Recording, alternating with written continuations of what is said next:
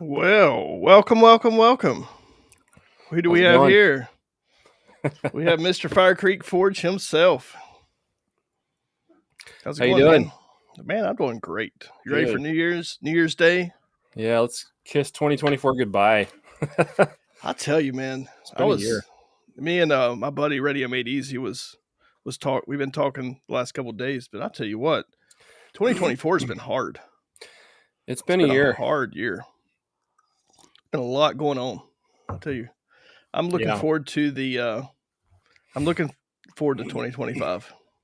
Pretty excited about it. Yeah, me So, too. Yeah, it should be good.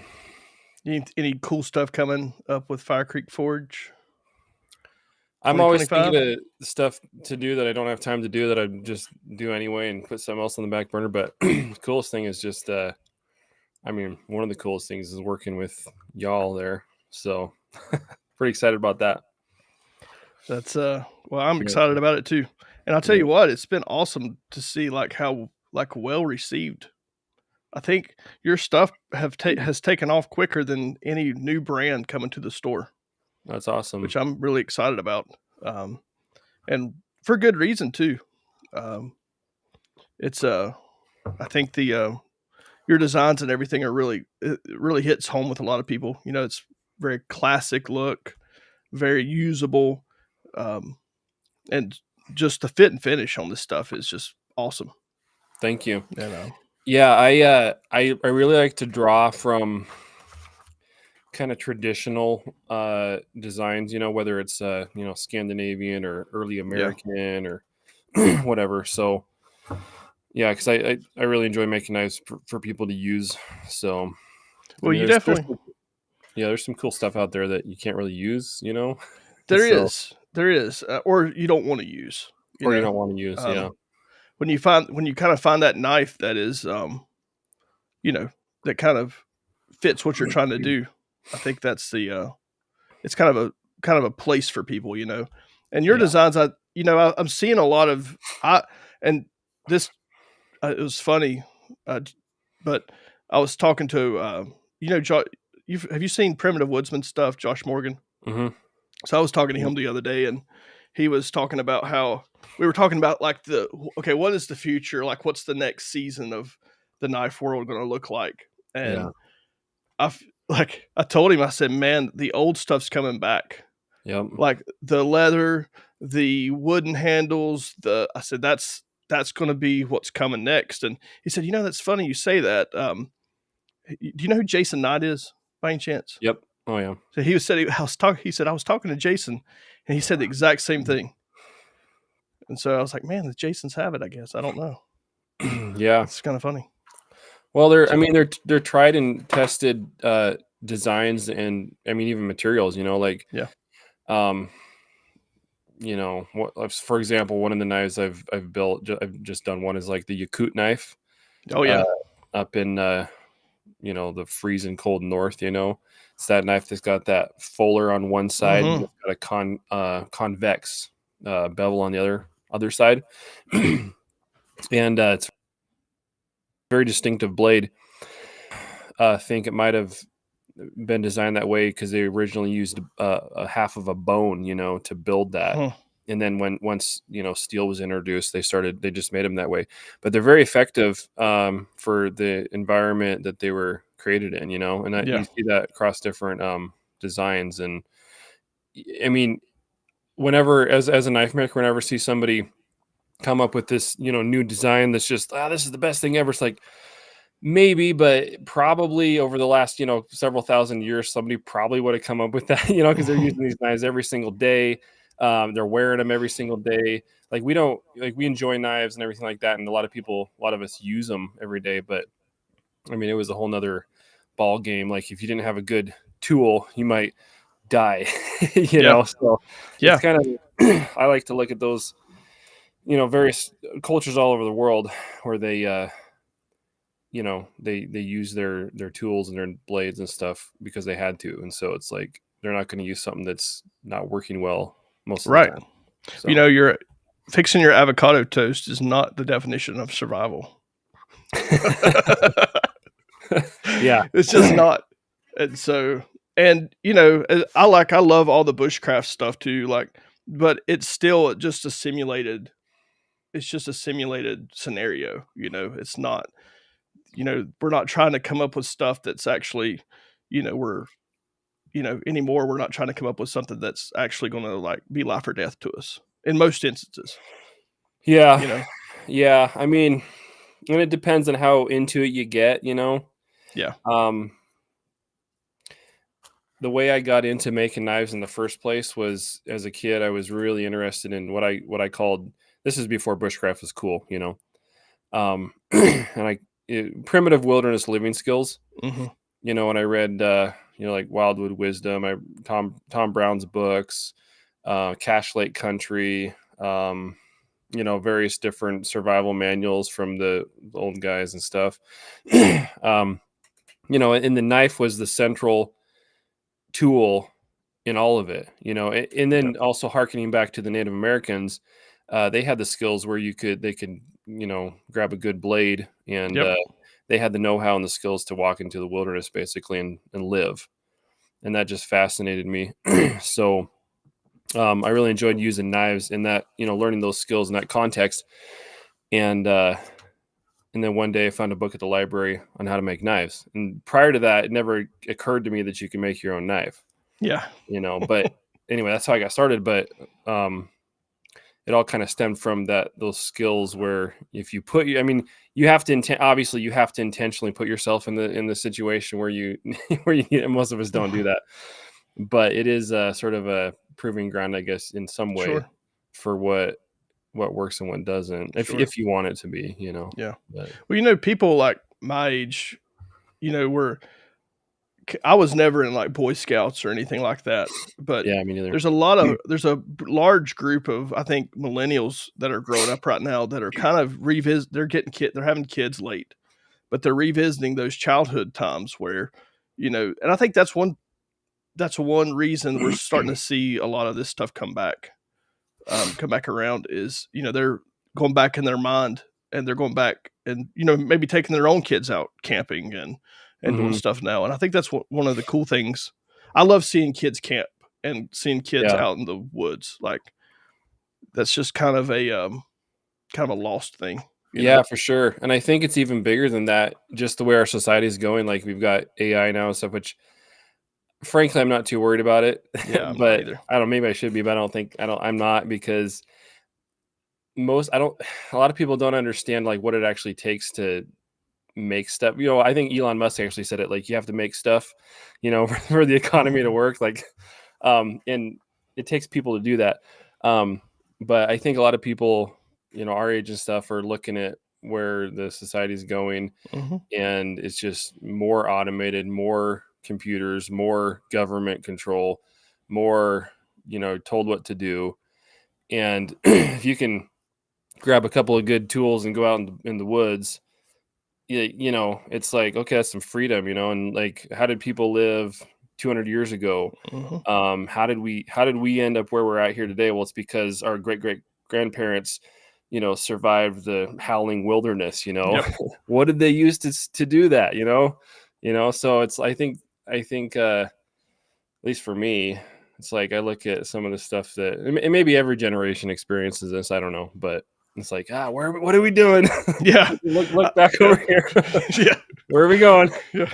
I think back of like if my grandfather was still alive today, like he died probably, I don't know, 10 years ago, even the last 10 years alone.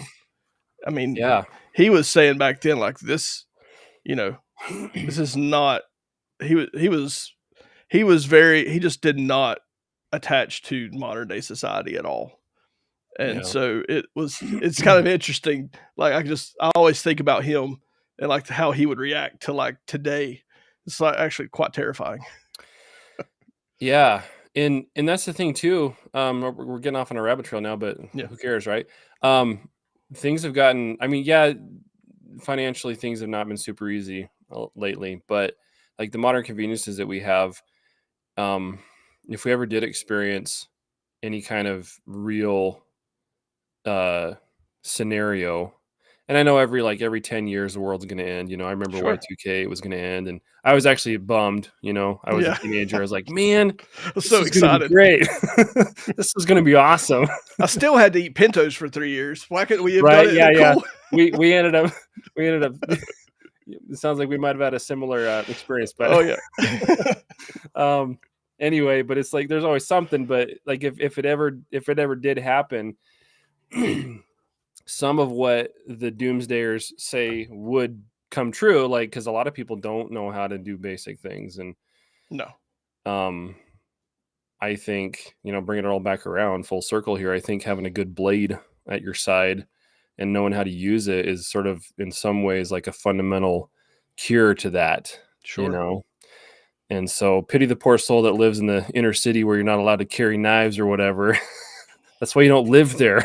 That's why you don't. But So anyway, true. So true. So what got you actually going?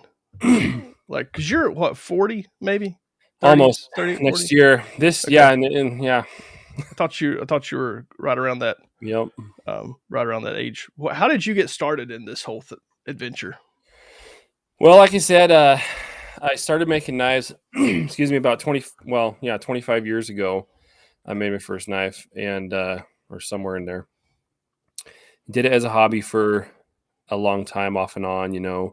Pursued various different work and sort of semi-career stuff.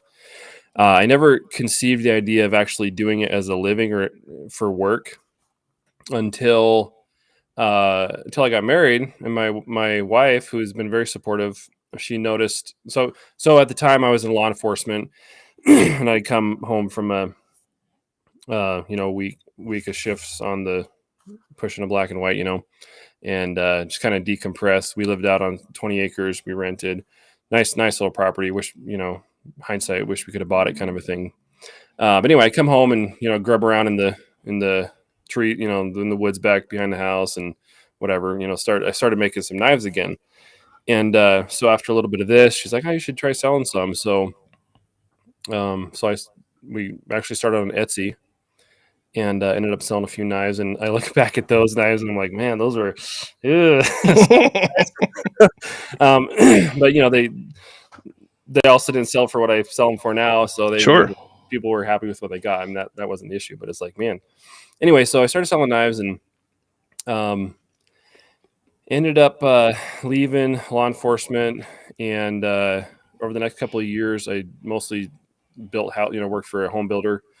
Had some experience in that, and so did that and built knives on the side and kind of built it up. And then about 7.5 years ago, went full time. Been full time since then. That's awesome. And, yeah. So bought a couple houses since then on it, and it's been tight here and there, but Yeah. it's going in a good direction. So That's an accomplishment, man. I can't tell you how many guys I talk to, and they're trying their darndest. It's so. I talk to a lot of young people trying to start their own business or trying to yeah. do their own thing, and they don't understand how hard it is. It really is the hardest thing. It's way easier to work for somebody else. Oh, it is. But I could never do it.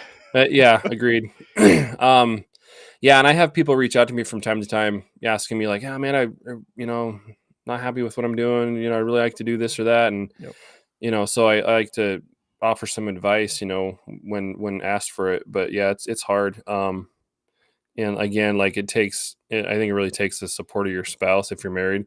Actually, what I get off on a rabbit trail here, but if a young guy finds a particular trade or skill or something that he's interested in, even if it's not making money, like before you're married and got responsibilities, man, just take the opportunity to pursue that.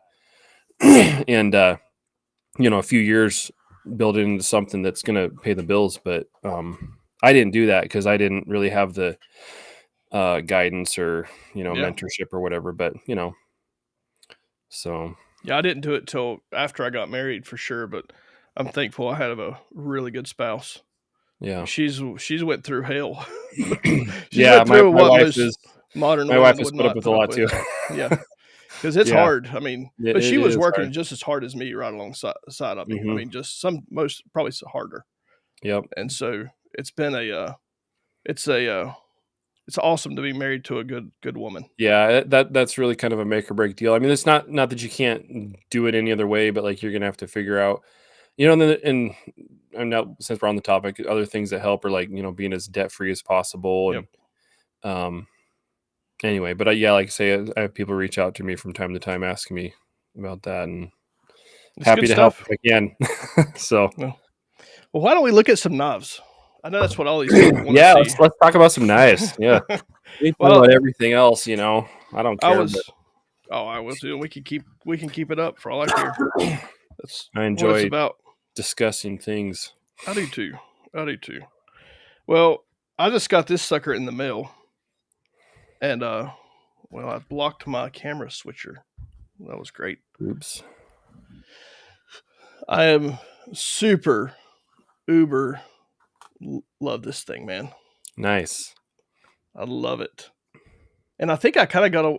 Did I kind of get to watch you build this one on shorts, or was this you're Um, doing a wrought iron stuff yeah, now? I Huh? did a wrought iron San Mai, Yeah, which I have right here behind me actually, but it's a yeah, similar process. Yeah. Basically, you've got your high carbon steel sandwiched between a more ductile and in this case corrosion resistant steel. yeah, And so what you've got there is a mostly corrosion resistant blade, but with the high carbon edge on it. yeah, So you've got the ease of sharpening, the keenness of edge, and all the good qualities of carbon steel that we love, but you've got the stainless steel that most of it's corrosion resistant. And then of course it also adds to the toughness of the blade because that stainless steel is going to remain softer than the edge steel. for sure. So, yeah. Beautiful, beautiful knife. Is this just one you whipped up, or is this a kind It of a is. production thing? It is a one-off. However, I like the design enough that I actually scratched out a pattern, and so Good, I've got the pattern here in the shop, and because so I can and recreate that. I'm loving the sheath you sent with this one. It is like I don't know what leather you're using, but it is like so. It's really like full grain leather, but it's so pliable. It's just like Yeah, super nice. yeah, that's a full grain veg tan. I only use veg tan. I mean, it's veg tan's actually a little bit stiffer than like chrome tan usually, but then I oil it up with harness oil, Mm, and not every hide is exactly the same. sure. Because I've actually sent sheath off to a guy, and he's like, the first thing I did is oil it up. Like, I had a Yeah. lot of oil in it, but that's okay. Yeah. um, but yeah, no, it's good stuff, quality leather, so it'll Well, it'll last a long time. I have to say, this one actually, sold right before the stream started. Oh, nice, Right before it right on. started, it was That's gone. that's But good. I had to bring it out anyway. Um, I think Mr. Evan Roach might have bought this one. He sniped it. He's in my mod group, and Okay. I'm pretty sure. And he was like, I was like, you just stole the lightning. It is fantastic. It's just fantastic. That's Good. I love that. I love he got a steal on that knife. That knife should not be priced like that at all, Well, in my opinion. it might not. Well, I guess what they say is like you get in what you can at the lower prices, right? I So don't I'm know. telling We'll you, see what happens. that's a. I was like, dude, you stole that thing. And this guy is Blun. Yeah, Evan. Yeah, you Blun. That's what we say around here when somebody buys something. It's like Yep. it's the sound of the computer. Notification sound. Yeah, Yeah. Yep. but this I think this guy is one of my favorite designs Yeah. because I'm a big Nesmith guy, but this is I love it. Yeah. I've been making that design for probably 6 years. Oh yeah, And yeah, and it's been a perennial for sure. yeah, It's it's just so awesome. versatile. Like it's the perfect size for deer. In fact, I mean, I would use that on elk, anything really. You don't really want a big knife for even No, for large game. But you can. I mean, it EDCs real nicely. Um, it's just a good little blade for all and sorts of things. and that chili pepper is one of my favorite colors. I think that is. Yeah. That's really Yeah. cool. You Yeah. know, Yeah. I had some knife maker buddies over at the shop the other day for a little party, and I broke out some of your knives, um, broke out some of the knives, like because it was like show and tell time, Right. and they were like, "Man, I don't know how he." He said, I think I know how he gets those so nice and rounded, like the spine with the." They said, but that's really hard to do. It's not an easy thing to do, but Yeah. it's so comfortable. Yeah. um, it took me quite a while to get to where those handles, the way they fit in your hand, and Yeah. I've actually got you're gonna probably end up with some here on the next order, but I've got another handle design that um is similar to that, but it's got more of a kick down. But people look at these handles and then they pick them up and like, man, I didn't know it was gonna feel that good, you know. Yeah. And this is the kind of thing where you have to hold it to really understand. Yep. But it's got to fit your hand. Like you can have the best steel in the world, you can have a great edge, perfect grind, but if the handle sucks, like Yeah. what good does it do you? You know, because that's your interface with the blade. So But it's got to be a whole package. what to me is so cool, get it here, is there's a continual arch all the way across the top, even the steel. Yeah. And I love that. Like that is not something a ton of people are doing, especially on a knife in this price. I mean, that's really, really cool. It feels so good. Yeah, The top and the bottom, it's just it's pretty so much an oval cross section yeah, almost. I mean, it kind of varies throughout the length of the blade depending on because yeah. your grip is not the same size and shape, you know, all the way across your hand. So I love it. I love it. It's just like how are you doing that? Like a slack belt? Like just on the yeah. belt? Like that's Yeah, I mean, so cool. I start by roughing it out on a flat platen or a round wheel, and then I'll slack belt for finishing it out. Yeah, It's just I love that knife. As soon as it came, I was like, man, that's slick. And I love the big oversized lanyard hole hmm on there. It's just super cool. Let's see what questions we got. The chat going wild over here. Let's see if they're just chatting or what's yeah. We need some questions, steel questions, knife yeah. questions. Come on, camera. Why are you doing this to me? My Stupid camera technology. stupid. Let's see. My Check for drone. handy Mike wants to know if you're coming to Blade Show in Atlanta. I am going to be at Blade Show Texas. I probably won't make it to Blade Show Atlanta. That's probably not going to happen, but I will be at Blade Show Texas in March, and then probably back to Blade Show West next. I think it's in October again, but I don't know. I probably won't make it to Atlanta. I go for like a day now. I'm gonna go for like a day. I'm so burnt out on that. It's just too much. I don't do well with that many people, and I get sick of the Chinese made junk. I I'm fairly happy not being around crowds myself, so most of the time.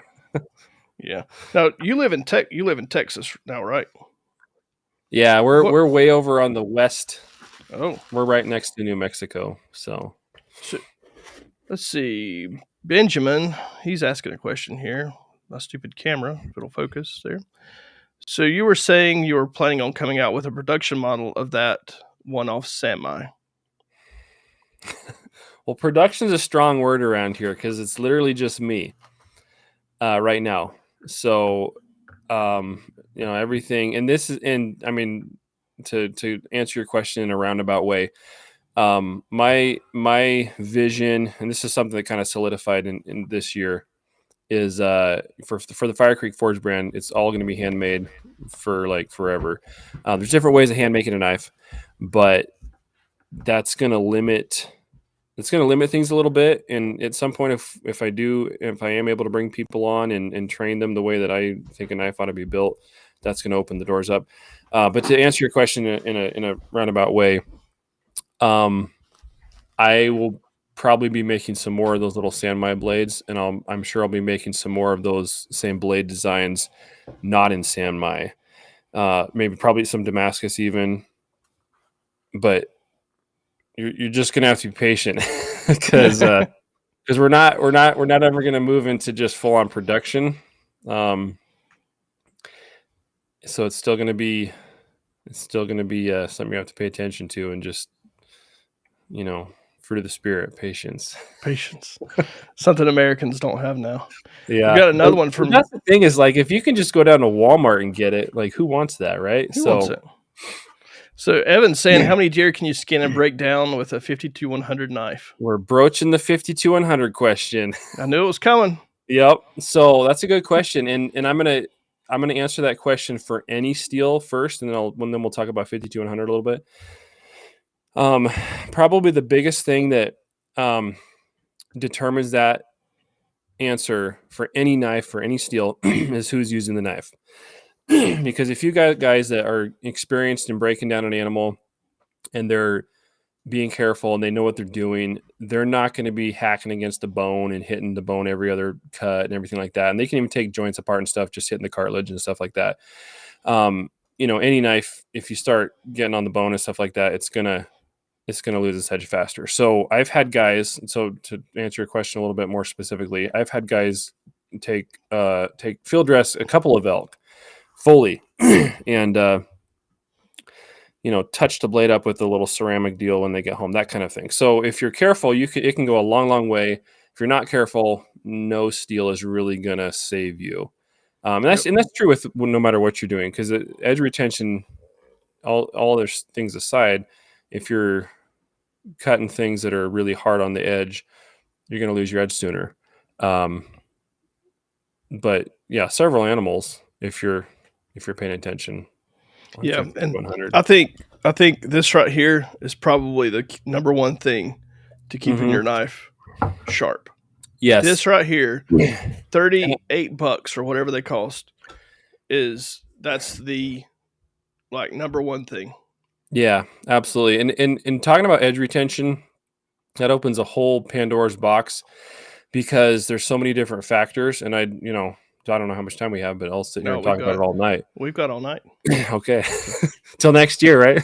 Till next year. And yeah, I love to talk about it. So for example, on my knives are all going to tend towards the thinner side of grind and thinner side of edge.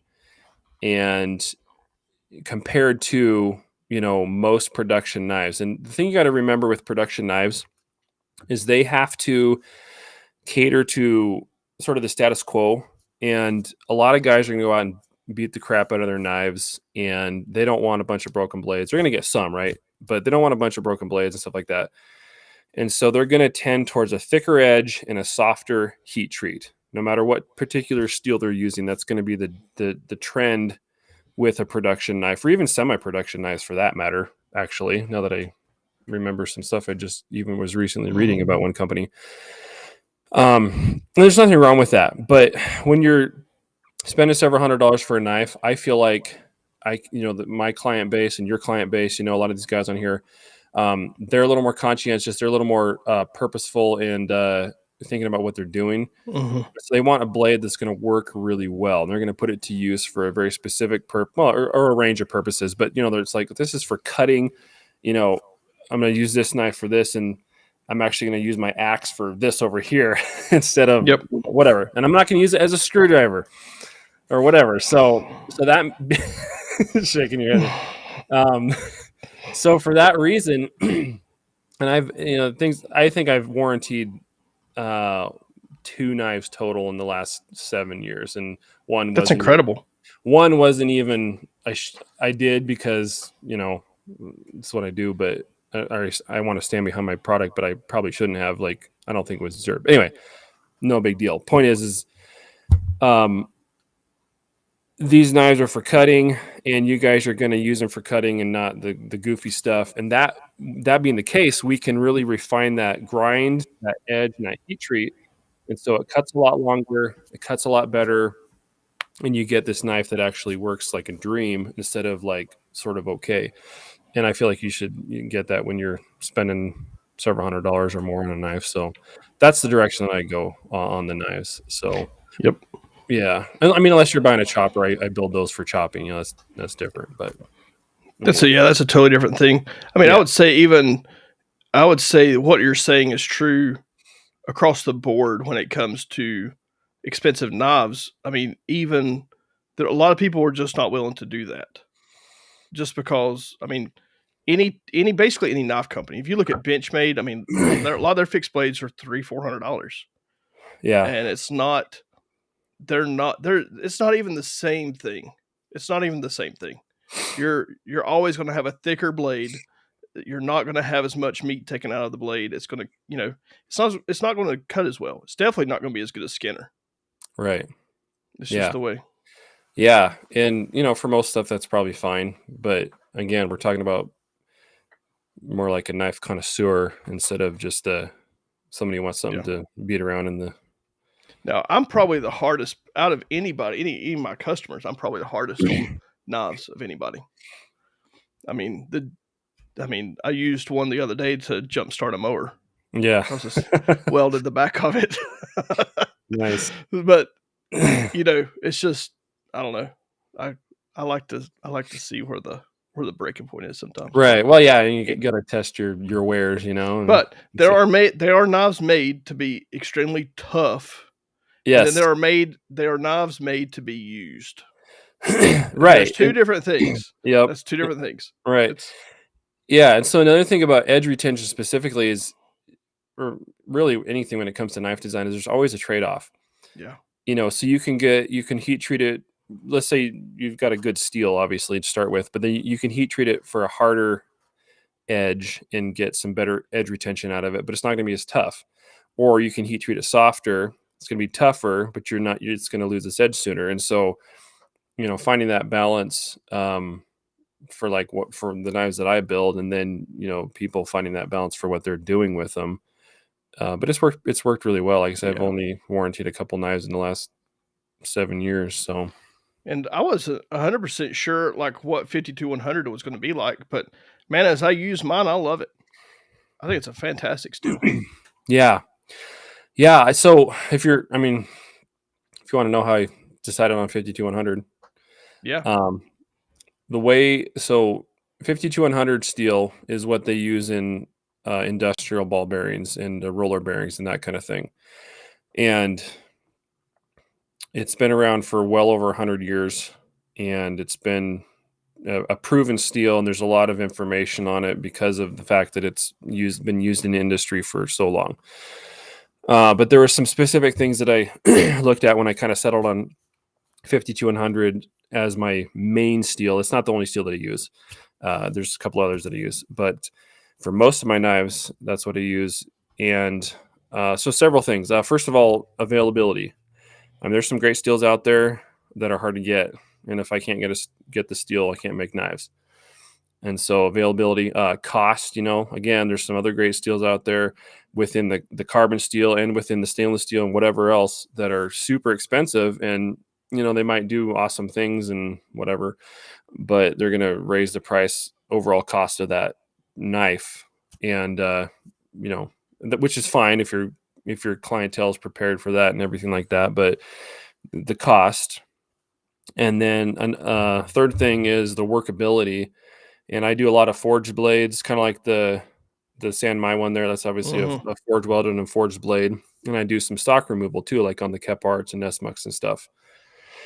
And so with the forging specifically, I wanted something that was going to work well with the different ways that I wanted to work with the steel. And then also, last but not least, of course, is just the durability, edge retention capability of the steel. So multiple different factors, and that's what I kind of landed on was 52-100. Because it is so prevalent in industry, it's not going away anytime soon, and there's plenty of it, and it's in various different dimensions and stock sizes and all this kind of stuff. And so for all those reasons, I landed on 52-100. So about the steel specifically, it's got 1% carbon in it and 1.5% chromium. And as high carbon steels go, that's pretty high for the 1%. It's not as high as they go, but it's on the higher end. And then that little bit of chromium does a bunch of different things. Helps keep the grain size small. It helps precipitate some of that extra carbon into carbides, which helps with edge retention. Just a number of different things. Helps with the heat treat process. You don't have to have as fast and brutal of a quench. Like you don't have to quench in water or anything like that. And so that's just, anyway, so there's different things. And I've been really happy with it. I like to tell people sometimes I have knives from Alaska to Australia, and the guys are using them on moose and elk and deer and all, bush crit, whatever. Kangaroo. I haven't had a kangaroo yet that I know of. Maybe could be, but that's the Australia, man. Crazy people down there. Yeah, I ship a lot of knives to Australia. Yeah, and Germany. Well, they don't have any guns, so they need a good blade. That's right. Yeah. That in California, man. Yep. Cali guys just embrace the knife. Yeah, and then the fifth thing I guess I kind of forgot is user friendly type. Yeah. With the steel, because there's so many different steels out there, and you can go all sorts of different directions, and there's steels that obviously outperform 52-100. But again, availability, cost, and user friendly, workability, all the things that come back into play. And I wanted a steel that, you can dress out a couple of animals, but then when it comes time to sharpen it, because every knife needs sharpened eventually, doesn't matter what kind of steel you have. It's not, 30 minutes trying to get the doggone edge back on there. If you have a reasonable level of skill, you can get that edge, or with the Strop, which you so aptly pointed out a minute ago. It's not this brutal 30-minute saga to get your edge back. As you're going, you just hit it with the Strop a few times, keep that razor edge on there. So anyway, it's just a user-friendly steel on top of all the other things. So, well, that's I know you're pretty passionate about it. So, yeah, I worked. Yeah, I tested a few number of different steels, and I've used quite a few different steels within the high carbon steel family, which is a pretty broad range. And 80 CRV2 is another one that I use. I use it for the bigger choppers and stuff like that. It's a very tough steel. The reason I don't use it for the wider range is because 52-100 with that extra 0.2% carbon in it, it's got a little better potential for edge retention because of the abrasion resistant qualities that extra carbon provides. And 52-100 is also very tough. Very close to 80 CRV2, not quite, but it must really hold up, because Overton Windex says he uses his mainly for cutting barbed wire. So really, there you go. Well, there you go. We had a guy in here. He said he wanted to know if you make a bird and trout model. So the closest thing to that I make now would be the Locksaw river skinner, which is a little. Yeah, I think I have one. I don't know if I'd quite call it a bird and trout. I mean, it's probably a little bit on the big side, but now it's a little bit bigger. But I don't know that I would want one too much smaller for anything. I mean, yeah, I get what he's saying. I mean, if he's very specific about that, but this guy right here is, I know Overton's got one of these as well. Mm-hmm. That little guy right there, man. It's a wicked little skinning knife, or everyday carry knife even. Yep. I love that thing. Again, the handles on this thing is just perfect. It's really, really nice. What did you say those bolts were called that you use? They're called Loveless Bolts. They were developed by Bob Loveless? Bob Loveless. Okay. Mm-hmm. And all they are is a bolt or a screw, whatever. Excuse me. And a couple of machined square nuts, and you countersink your handle material. So it's literally a bolt with two nuts on each end. You just tighten it down and then grind off the and finish off the outside. So it's the strongest possible mechanical handle fastener possible. Yeah. And then of course there's epoxy in there too. So, but really the main thing the epoxy does at that point is seal everything off so you don't get moisture down in between your tang. But That's I was watching a video of you actually grinding those off. I yeah, thought that was pretty cool. yeah. We got 3B's Forge here. He said, "What steel would you recommend for a beginner knife maker?" Yeah, so for a beginner, and I'm assuming you have kind of limited equipment and things like that, and this is the same answer that any other guy will tell you is like 1080, 1075, 1080, 1084. Those are all very, very similar. And the reason for that is because, they forge easily or stock removal, but they're very simple to heat treat. You can actually easily and effectively heat treat them in a forge or even with a torch. They don't require a hold time for the heat treat process, like a lot of steels, like 5200, for example. And so they're just simplest steel to work with. And so, yeah, 1080, 1075, 1080, 1084, any of those would be the best beginner option. Yeah. One of my, so let's see, let me make sure that I didn't miss somebody's question. Let's see here. Oh, somebody just bought a hatchet. Nice. Well, why don't we talk about those? Man, super cool axes, man, or hatchets. Thanks. I would say this is one of the first. This is one of the first carving hatchets I've had in. But man, the thought and stuff. I probably should go to this camera. That is a mean little guy right there. I love your grinds, man. I know we had talked before, like a lot of. I don't know where this style head originated. Is this a Swedish thing or is this more of an American? It has Nordic influence. You'll see that in traditional.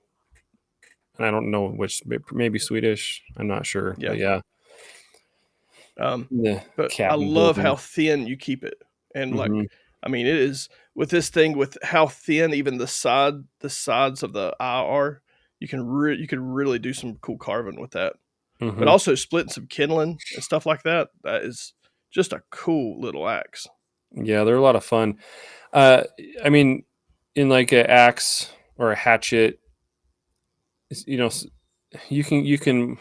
Well, if you're familiar with like using wood to heat with, which I've done quite a bit in my life in the past, you're splitting wood. You're using like a splitting maul or a heavy axe, and you want a thicker bevel, a thicker bit, as on the axe.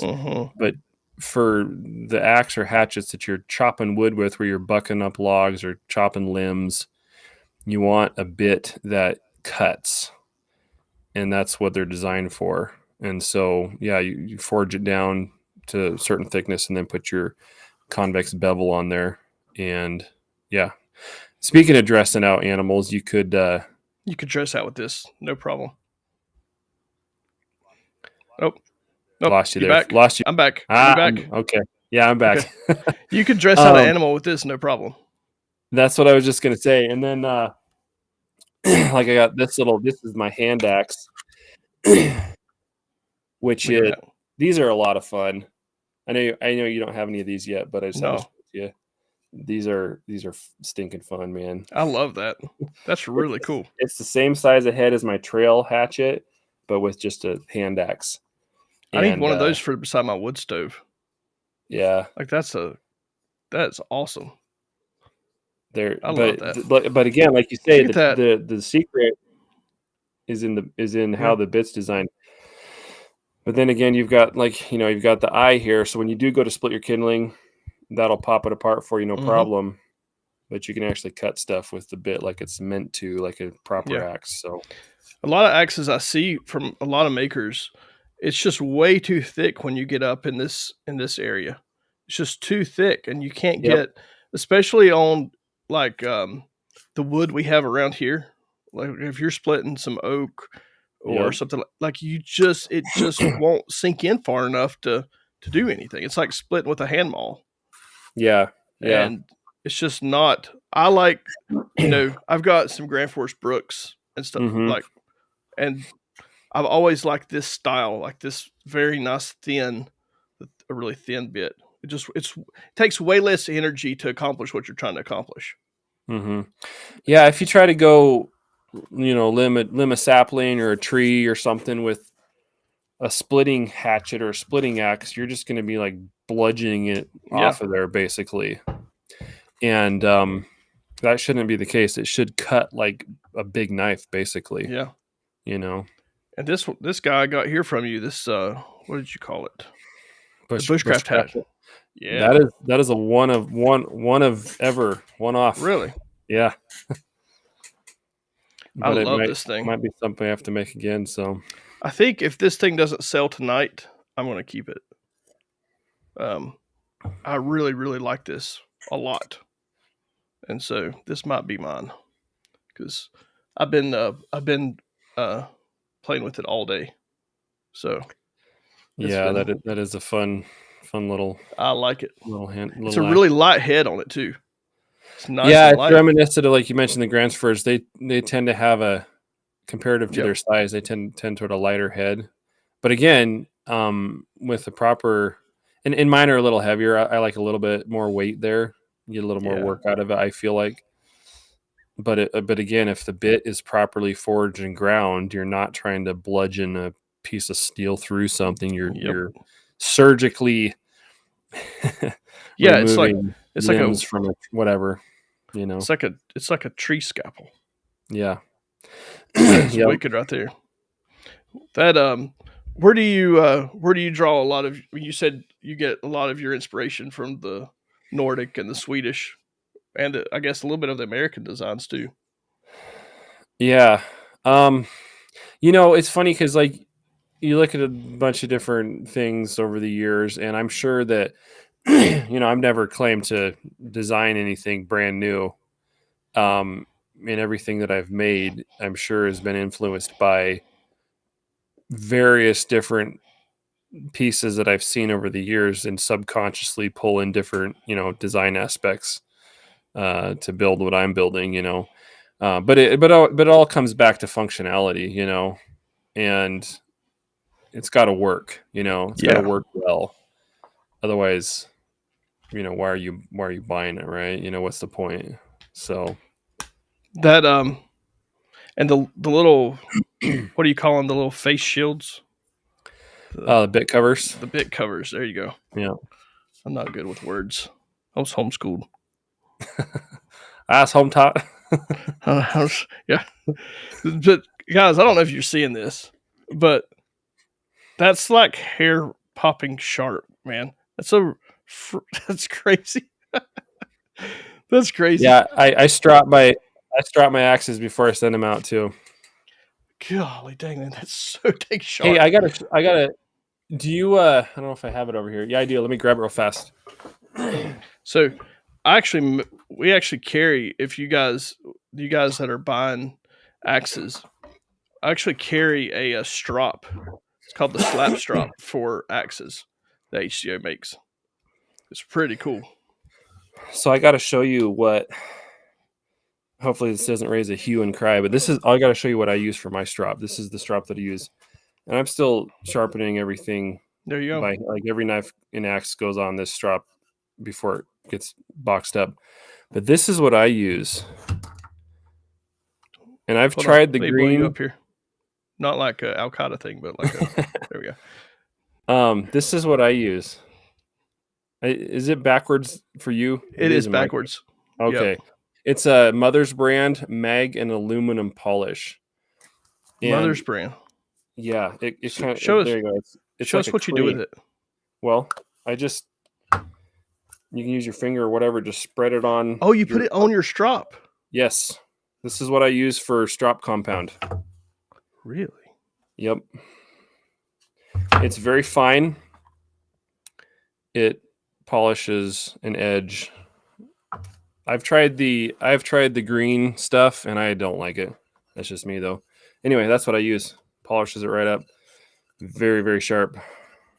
Really? So anyway, you just put it on. It'll it's like a paste. It'll dry. It's like a cream, I guess. It'll dry you have a little bit of excess on there, but Yeah. you run the blade back and forth over it a few times, and it'll kind of some of it will come off a little bit, and you can use it Huh. for a So good while. So we're getting some new strops made from Alan, but he does use that green 3M stuff, which I've always Mhm. found it works fine for me. But Yeah, I might get him to try that and see if we could do a strop partnered with that. That would be I kind of cool. there's You said it other works really good. stuff out there, but this is just what I kind of stumbled on, and No, it's like I cool. said, I've tried the green stick, Yeah. rub it on the strop. Mm-hmm. I like this. That's awesome. So that's what I That's use. awesome. So you use that on your axes and everything. Mm-hmm. Yep. Those things are sharp, man. That's Yeah. really, really sharp. That's probably the sharpest thing in the store. Are those freaking axes? That's really sharp. Yeah. Yeah. And you're using 1060 for those. Yeah. 1060. It's a medium carbon steel, of course. Most axes are going to be between 1040, 1045, 1055. I use the 1060 for a couple of reasons. One, because it's available where I'm at. Secondly, because you got just a little bit extra carbon in there, which I think helps with the edge retention just a little bit. And it still heat treats real nice. Still real tough steel. Works real well. I haven't had any complaints or issues with it. Well, guys, I'm gonna have to get some more axes. So they're all gone. They're all gone. You sold them all? They're all gone. I do have a couple. I do have some. I think I have 4 carving hatchets on my website right now, but I got to make some more of the rest, because I've got the hand axe, the trail axe, and I've got some smaller carving. Do you have any more of these guys? I do. Do you need some? You can send me some more of them. Yeah. Okay. Yeah. I love this. Dude, I love them. I love that thin, sharp grind. That is. You guys are gonna be happy with this. And that thing, I bet it was who bought my axes. That's all I had to say is, of course, it was Luke. Good God. Of course it was. The pull especially on the carving axes, where you choke up to it, so the point is that you can use it on the carving axe anywhere along that handle, and depending on what you're doing with it, you'll shift your grip, but you can get right up on there. You can pretty much feather stick with that thing if you wanted to, but these guys, the trail hatchets, I had several guys ask me if I could start rounding the pulls on these, because they like to just knock this, a hide off of an elk or whatever. So that's why these are that way now too. So I had never heard of that before until one of Primitive Woodsman's hatchets that he makes. It's one of those full tang. So the guy that designed that teaches a bushcraft school here in North Carolina, and he skins all his deer with it. And I'd never heard of skinning with an axe until that. But he had a whole thing on it about how that was how everybody did it. It was more the blunt rounded end on the other side. You just beat the hide off. Yeah. And it's way less. You're not damaging your meat. It does a perfect. And I have skinned thousands of animals in my life, and I had never thought about that. That's really genius. I've never done that either. It probably only works with an animal that's got enough mass to it, Yeah, for sure. Probably want to work on a bunny rabbit. Yeah, but I'm saying deer, and stuff like that. Oh, it's fantastic. And once he said that and demonstrated, I was like, man, why didn't I think about that? But I was wondering if that's why you rounded the backs of them. That is why I rounded on the. I mean, you can do it with the carving hatchet too, but I don't think most people use it for a hunting axe. It's a little bit heavier.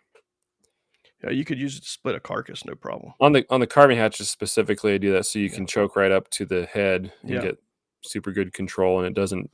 Otherwise, it kind of digs into the web of your hand, Yeah, which isn't super comfortable. So, as it is rounded like that, it's nice and comfortable to choke up on it. I love it, man. That's a fantastic. Thank you. There you go. Yep. So we're gonna need some more axes real soon. Right on. Those didn't last a day. Handy Mike asked if that is that a copper knife over my shoulder. No, I think you're looking at the middle one here. It's just a reflection of the light. It's a little kind of a Norwegian style knife. What kind of is that? Is that maple? It's stabilized curly maple. Yeah. Stabilized curly maple. Yeah. Have you ever done any stacked leather? I have, not for a while, but yeah, I have in the past. I love that knife. That right there is I like do the too. definition, and like that knife is going to be, that style is going to be super hot pretty soon. I think that is sweet. I like that. Yeah, It just screams. It just screams like. Now, is that like a stick tang that you're using on that, or Yeah, it's a hidden tang. I mean hidden tang? the way I build them is the tang is it only comes in like an eighth of an inch from Yeah. the width right here, and then it starts to taper down. Mhm. And so, everybody talks about full tang knives, and how strong they are and stuff. That's not where your knife is going to break, full tang or otherwise. Like this thing is going to be just as durable as a full tang will be. The full tang is going to break right here at Yeah. the plunge line or somewhere up here. And same with this. If you do something incredibly stupid with it, which I've done before in testing. So I'm gonna ask the question that I'm gonna get asked a gazillion times. Can you baton with it, bro? Well, that depends. That depends on what you mean by baton too, because we have to define terms too. Because so one of the two knives that I warranted was a Nessmuck, which has never been designed for batoning, but that's what he was doing with it. And it didn't break the blade in half. It took a nice half moon out of it though. Oh, But like there had to have been some good knots in whatever he was yeah. knocking it through. And it was like, hey, I sell hatchets too. And it's like, oh yeah, I got one of those. I'm like, nice. Should use it. Anyway, but it's kind of amazing what you can put a knife through if you don't twist it or cant it, But why would you do that? Anyway, but when it comes to like straight grain kindling, yeah, pretty much any knife you use this. You use this Kephart. You can tap through just fine. But when it comes to knots and burl and stuff like that, dude, just don't do it. Pull out your axe. Just don't do it. It's like, just have a brain, people. Just use a brain. Like it's just not. Well, going back to the whole traditional thing, like I don't know.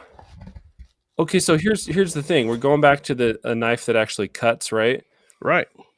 That's one of the travesties of the bushcraft thing is like I totally get there's a place for batoning within reason, but it seems like you guys want to take it to the extreme, and so what you end up with is knives that are like way too thick in the bevel, way too thick in the spine. You got this block of steel, and yeah, you can baton through pretty much anything, but if you want to go actually cut something with it, it's like, yeah, it's not so great.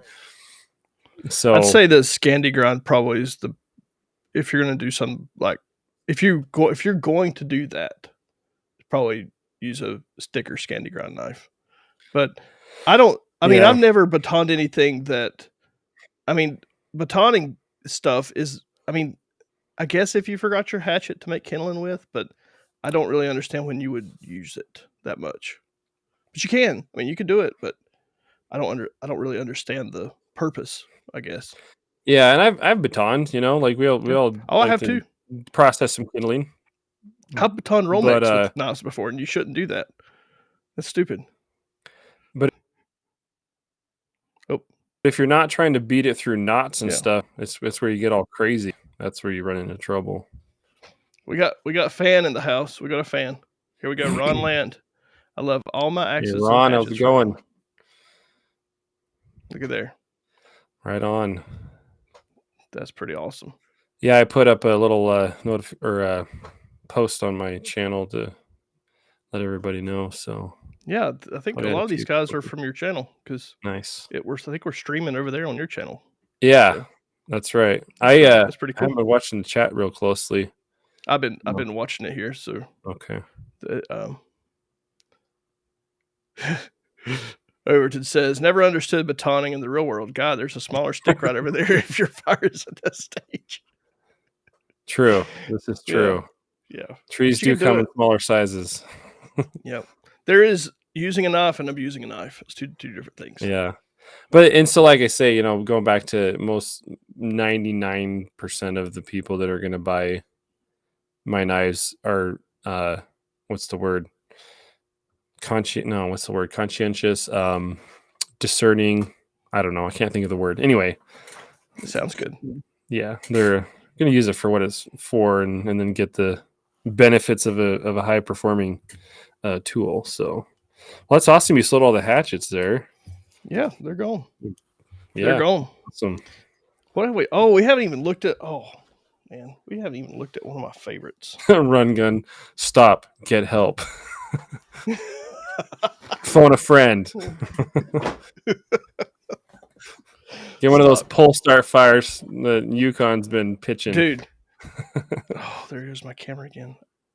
I don't understand it. It works 100% of the time, 70% of the time. Yep. Yep.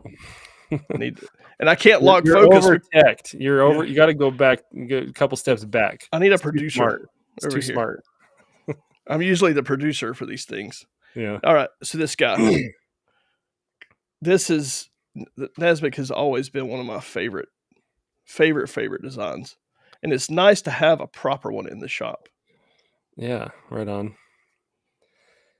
That is. Yeah. And speaking on this whole theme. Look at that. Yeah. Nesmuck, that was his pen name. George Washington Sears. Yeah. Was the guy's name. And he was an outdoorsman and writer. And you can get a reprint of his book. I think it's called Woodcraft. It is. And I have one over there, I think, but it's been a while since. Anyway, he's got like a ink drawing of his cutting tools in there, along with some other kit. He's got the Nesmuck, and he talks about how he uses it. And actually, the original Nesmuck had a thinner blade than these have, but these are still nice and slicey with the flat grind. But anyway, he had a Nesmuck, that belt knife, and then he had a pocket knife, and then a small double bit hatchet. Yep. So you just, the whole batoning thing that just wasn't a thing, like you had the tools for the job. So, have you ever made a double bit before? I have not, but I've been thinking about it a lot. I've had people. Could we reproduce that? The double bit and the Nesbitt together as a set. I was just thinking about doing it for a video, actually, recreating Nesmuck's hatchet. Now he had a folder too, didn't he? And he had they call him a jackknife or whatever back then. Yeah. So I have a really good. He makes slip joints. Grayson Jennings here in North Carolina. So we should do the whole shebang, like a whole produce that entire That'd thing. Be cool. I've been wanting to do that for years, because I think it's just like I don't know. Maybe I'm the only fan out there of the whole thing, but I think, I don't know, to be able to have like a reproduction of it's the most, to me, it's the most iconic outdoorsman setup. Is that those three things? Yep. And to have the best of quality, like that would be, golly, that'd be awesome. That would be cool. I've literally been thinking about, I've actually got one of my viewers on my channel has been asking me to do a double bit hatchet build forever. And then I was thinking about doing like a specific recreation of Nesmuck's hatchet. But even like Horst Kephart, same deal. He had the rather different sheath knife design, but he still had the trifecta. Yep. I think he used a single bit hatchet, and a pocket knife and stuff. But that way, all your bases are covered. Yeah, but to have like really good quality, like way better quality than what that stuff would have been, I think would be so cool. Like, I mean, we've come a long ways in steel since. since those days. What years would that have been? Nesmith was I When was think that he was book right published? before turn of the century. Yeah, And I think Horace Kephart was like 20 years ish later. later. Maybe a little Yeah, bit more, little later. But and yeah, then you 20 years had the guy that created the Skookum. Well, that was years. That was several years after that.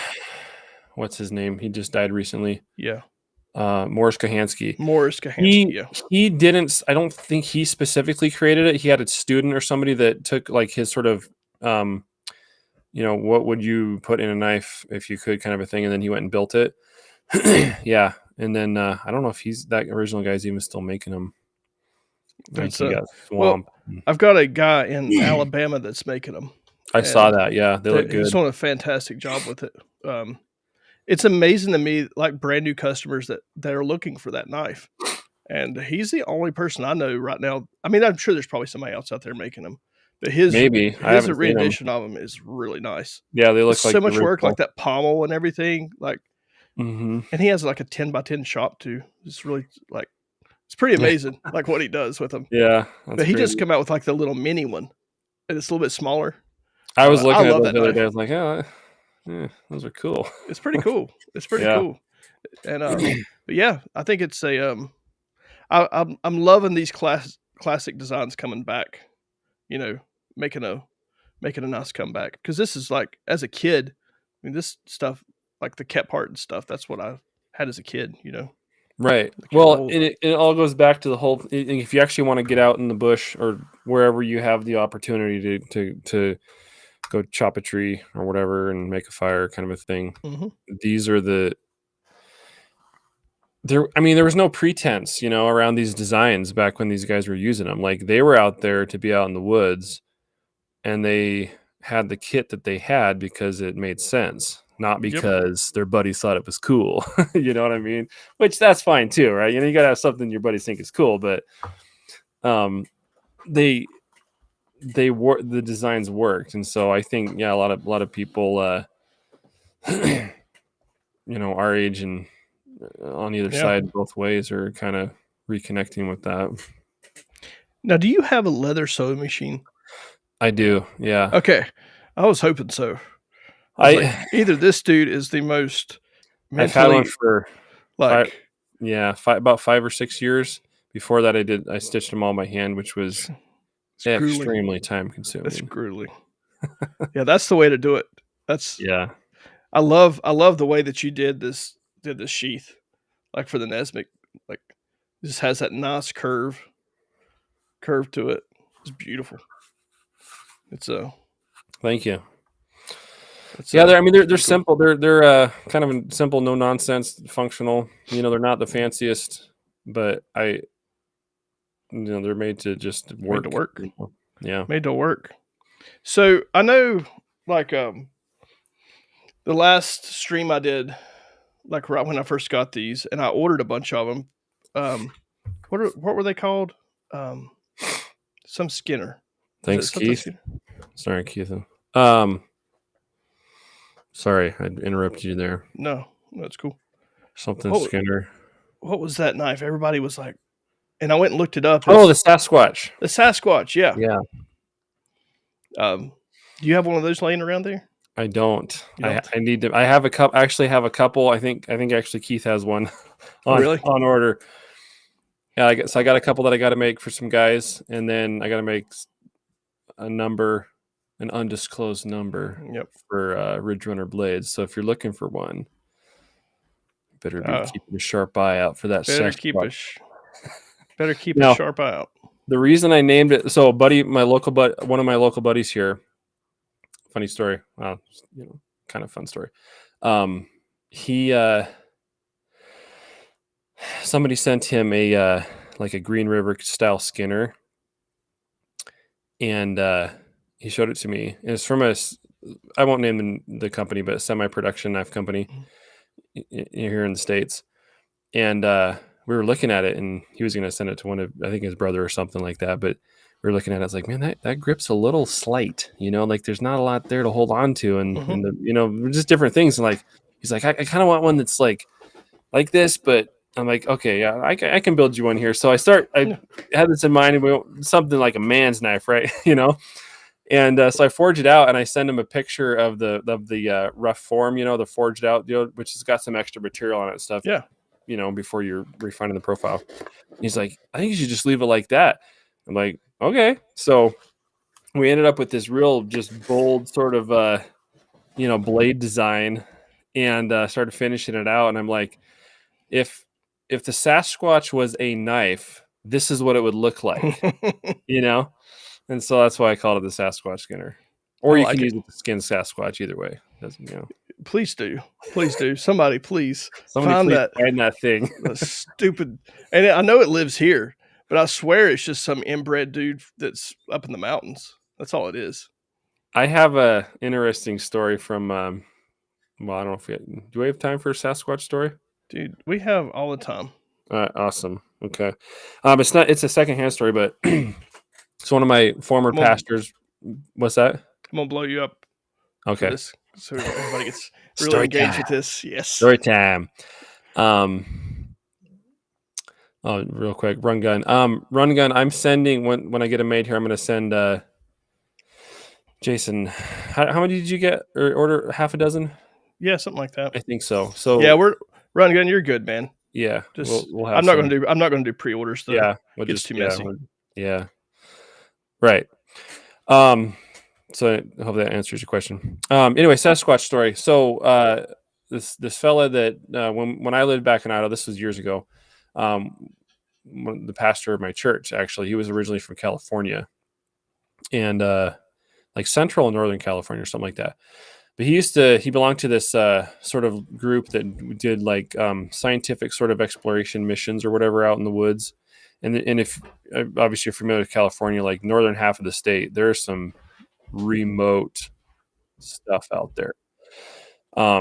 Anyway, so one like botanical or some kind of organization wanted him and his group to go out and find, they did some either satellite or something like that. They'd found what they thought was like the oldest or biggest redwood or some kind of tree, but it was like way out in the middle of nowhere.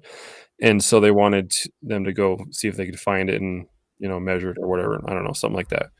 So anyway, they're out there several days hike from anywhere, and they end up either finding the tree or getting close to it, but they end up for the night a couple days into this expedition in this sort of a, not really a wash, but kind of like a little shelf or a bench, with some terrain up on one side and forest all the way around. So they start making camp for the night, and he's like, I kept feeling like there was something watching us, and so it starts getting dark, and they've got the fire going and everything like that. And a little later on, he starts hearing some noises up on the bench or up on the ridge there, and this log comes crashing down off this bench, and nobody got hit, but like this should have never, like, no reason for this to fall or roll down the hill, crashing down into their camp. And I don't know if it happened a couple times or just once, but freaked them all out. And anyway, they end up getting the data on the tree or whatever, and they end up leaving shortly thereafter, a couple days later or whatever. But so he was talking to this Native American from the California, I don't know what they're called out there, what the particular tribe is. But he's talking to this fella, and he's like telling him the story. And the Native American fella was telling him, oh yeah, he's like, yeah, no, those are my people. They're still up there. And so apparently the story is there's still some of the tribe is still up there, and they don't want to be found. So who knows? So that's what it is. Could be. Never know. But that was the story. And this is somebody that I could trust enough not to make something up. So interesting. I wonder what the Sasquatch is out here, because they can't be everywhere. And is there only one? I don't know, because I just read about it like a couple weeks ago, how they just contacted some tribe in the Amazon that had never been I saw contacted. that. Yep. And people on it, I don't know that we necessarily like recognize how. I know it's probably far fetched, but like there's a lot of remote country in the even in the lower 48, which is kind of where it'd have to be Yeah. because anything north of that's too harsh, Yeah. But who knows? I don't know. Could be. I think Overton knows it is actually Evan Dixon from Radio Made Easy. It is it's the closest thing it's the best explanation I've seen. That's funny. But if you did meet Sasquatch, this would be what you want. You'd want this, I think. This would be a good one to have. I don't know how I still have this thing. This thing is I don't know. I had a couple on my website, and they went pretty fast. And then I need to tell because there was somebody else asking about one. I need to tell them to go. Well, they haven't. This thing is an absolute beast. You need to tell them to go. Is that a quarter? Site. Is that a 1/4-inch spine? Yeah, remembering that right? Mm-hmm. Yeah. I mean, again, just how comfortable the handles are. And they're not too thick. Mm-hmm. I love it. That super nice sheath too. See, there you go. That's a nice chopper size. But you can still use it like a knife. You can still use it. You can still feather stick with that or whatever you're trying to do. I love it. Slice up the camp meat for dinner. That's right. It's a wilderness Bowie. I like it. I like those bolts, those Loveless bolts. I think that looks good. It's a cool look. Yeah, because you can get them like all stainless or all brass or whatever, but I like to get them with that contrast. I do too. I like that a lot. Look on them there. It's kind of cool. So what are you looking forward to next year? We're out here on the right coast. We're only about an hour and a half from 2025. Yeah, right. Do you do like New Year's resolutions? Are you one of those guys? Do I have New Year's? No, I don't do New Year's resolutions. If there's something I need to resolute, I just need to do it whenever it needs done, right? What a novel idea.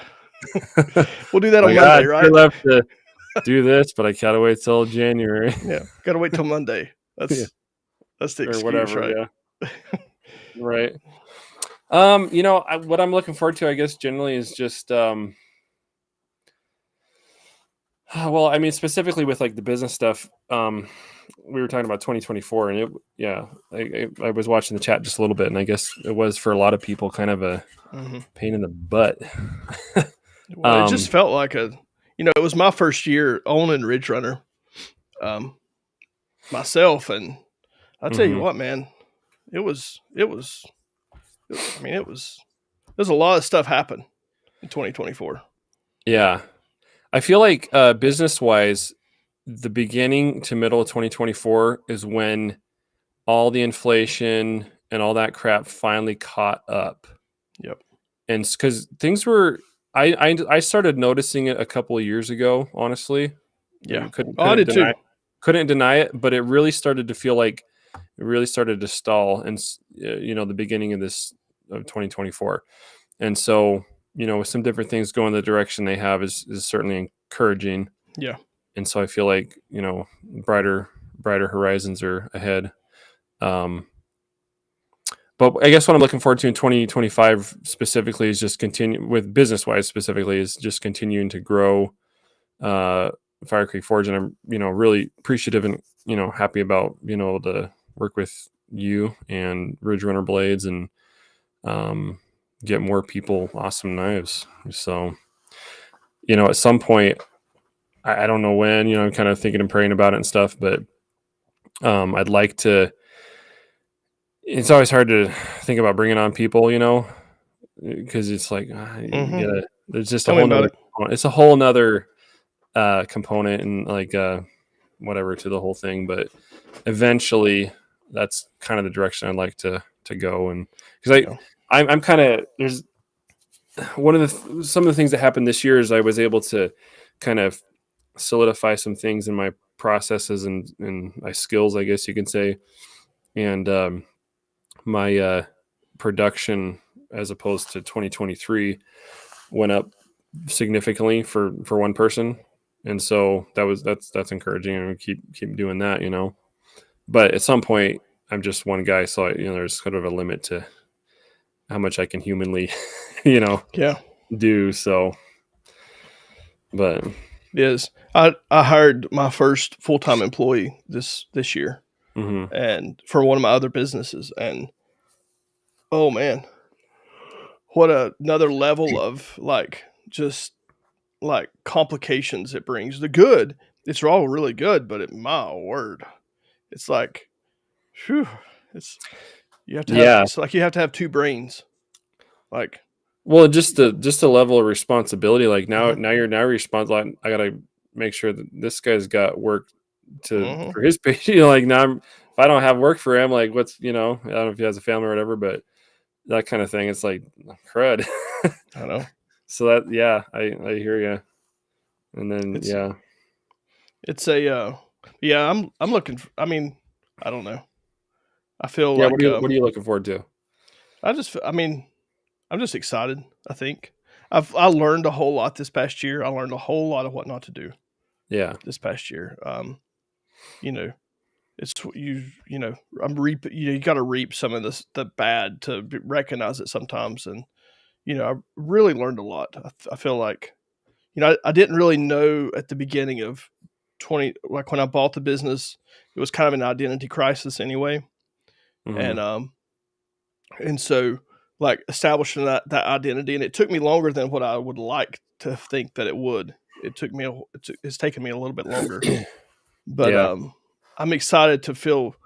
I feel, and it's not even like the beginning of the year. It's like I finally feel like this month, even like I feel like I'm in a different place, and I'm good. excited about that. Yeah, Uh, I that's feel awesome. like I feel like our store, our brick and mortar, is literally probably 3 weeks from it finally being done, um, and so I'm excited about that.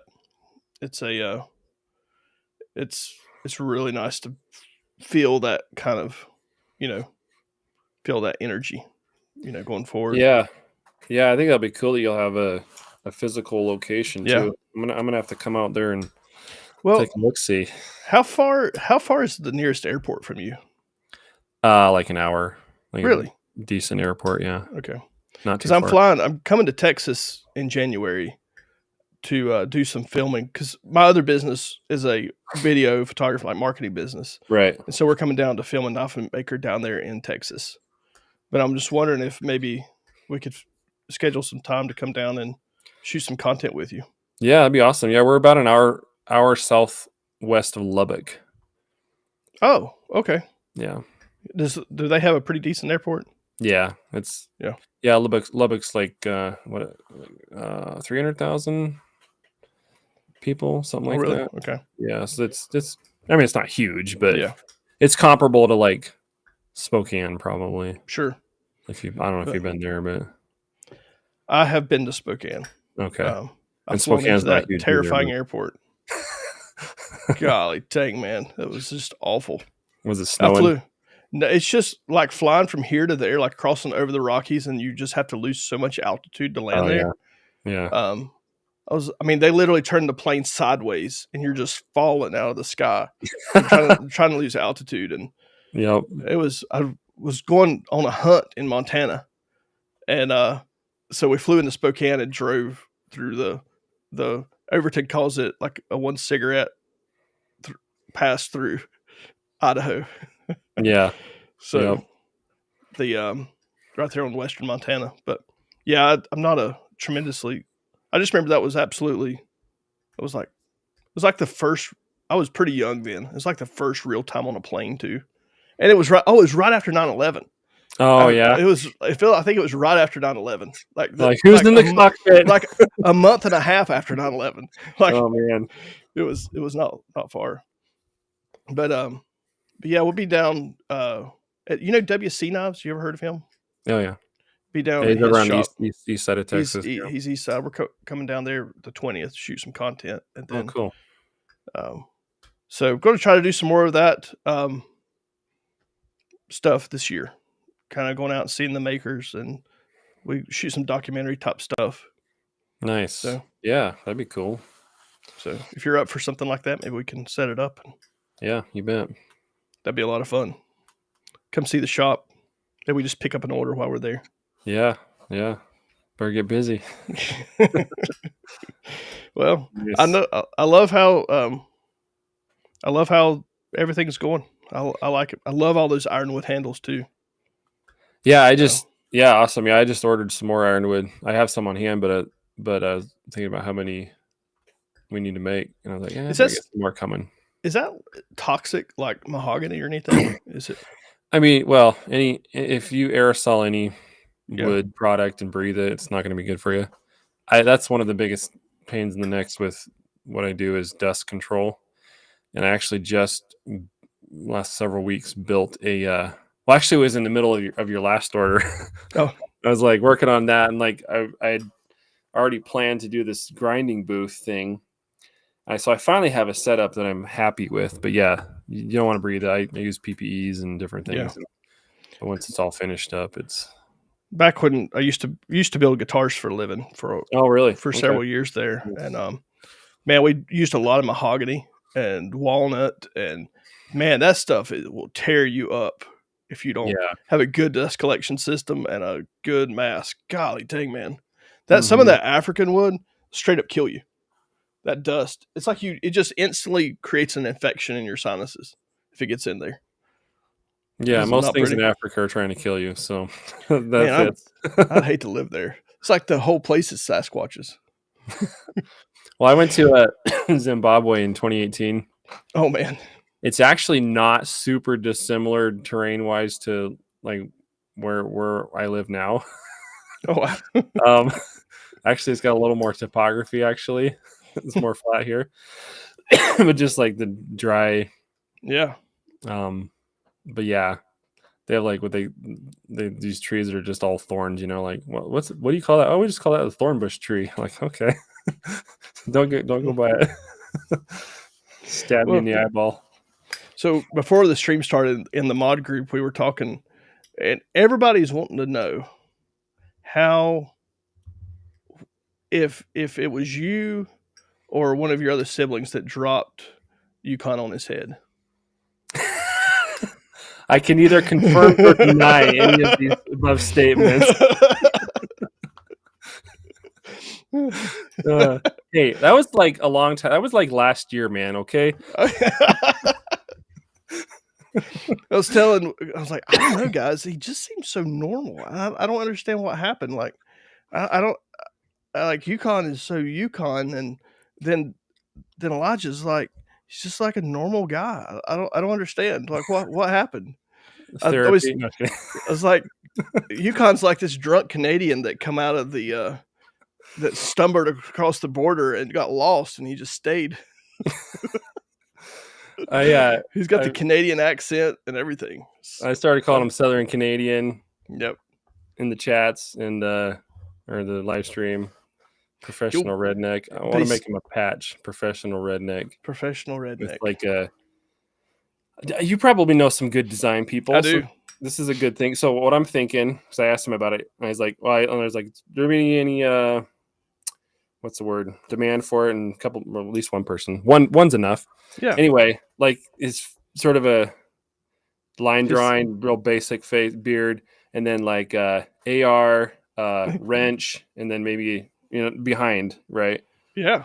I don't know, professional redneck, and then like Yukon on the hat. That's what I'm thinking. I don't know if I have the skills to pull it off, but I've been meaning to talk to him. So one of my other businesses that I'm part owner of, we do merch for YouTubers. Mm-hmm. Oh, okay. And so we do all Overton stuff. We do Wrangler Stars merch. Oh, nice. And so it's that's a lot of fun. I worked all year with that business, and we all three got Glocks for Christmas. So that was nice. our Christmas present. I had a excuse me, this patch, it's backwards. This one right here. I actually had a viewer subscriber on my channel reach out to me. He was starting up a little design company, and I worked with him and gave him a sort of a shout out on a video and stuff like that. But he's disappeared, and so I'm like, man, because I really like that one. Yeah. But I reached out to him for another idea on something else recently, and I guess he's not doing it anymore. So, Well, if you ever need anything, let me know. I'll put you in touch. I've got a couple guys that I use for yeah. illustration work, and it's pretty cool. I'm not a drawer. I'm not very Yeah, good I at mean, the illustrate, but I love like hand drawn illustrations type stuff. We're working yeah. on a shirt right now for Mr. Windex, and I like the whole process of doing it and like doing the inspiration behind it, and then I like to give it to somebody and say, "Okay, you do this." Yeah. Yeah. I'm not super high tech, so if I did it myself, it'd be like 6 months later. I got the first. Yeah. I don't have time for that anyway. So yeah. Now, how I was going to ask you, like, how are you putting your logo on your knives? I have a little laser. Laser. Okay. Yeah. Yeah. It's not a super expensive one, but Yeah. it works. We just got one at the shop. Uh, I was curious. I didn't know if that was laser or what that was that you were doing it with. Yeah, I used to It looks do really good.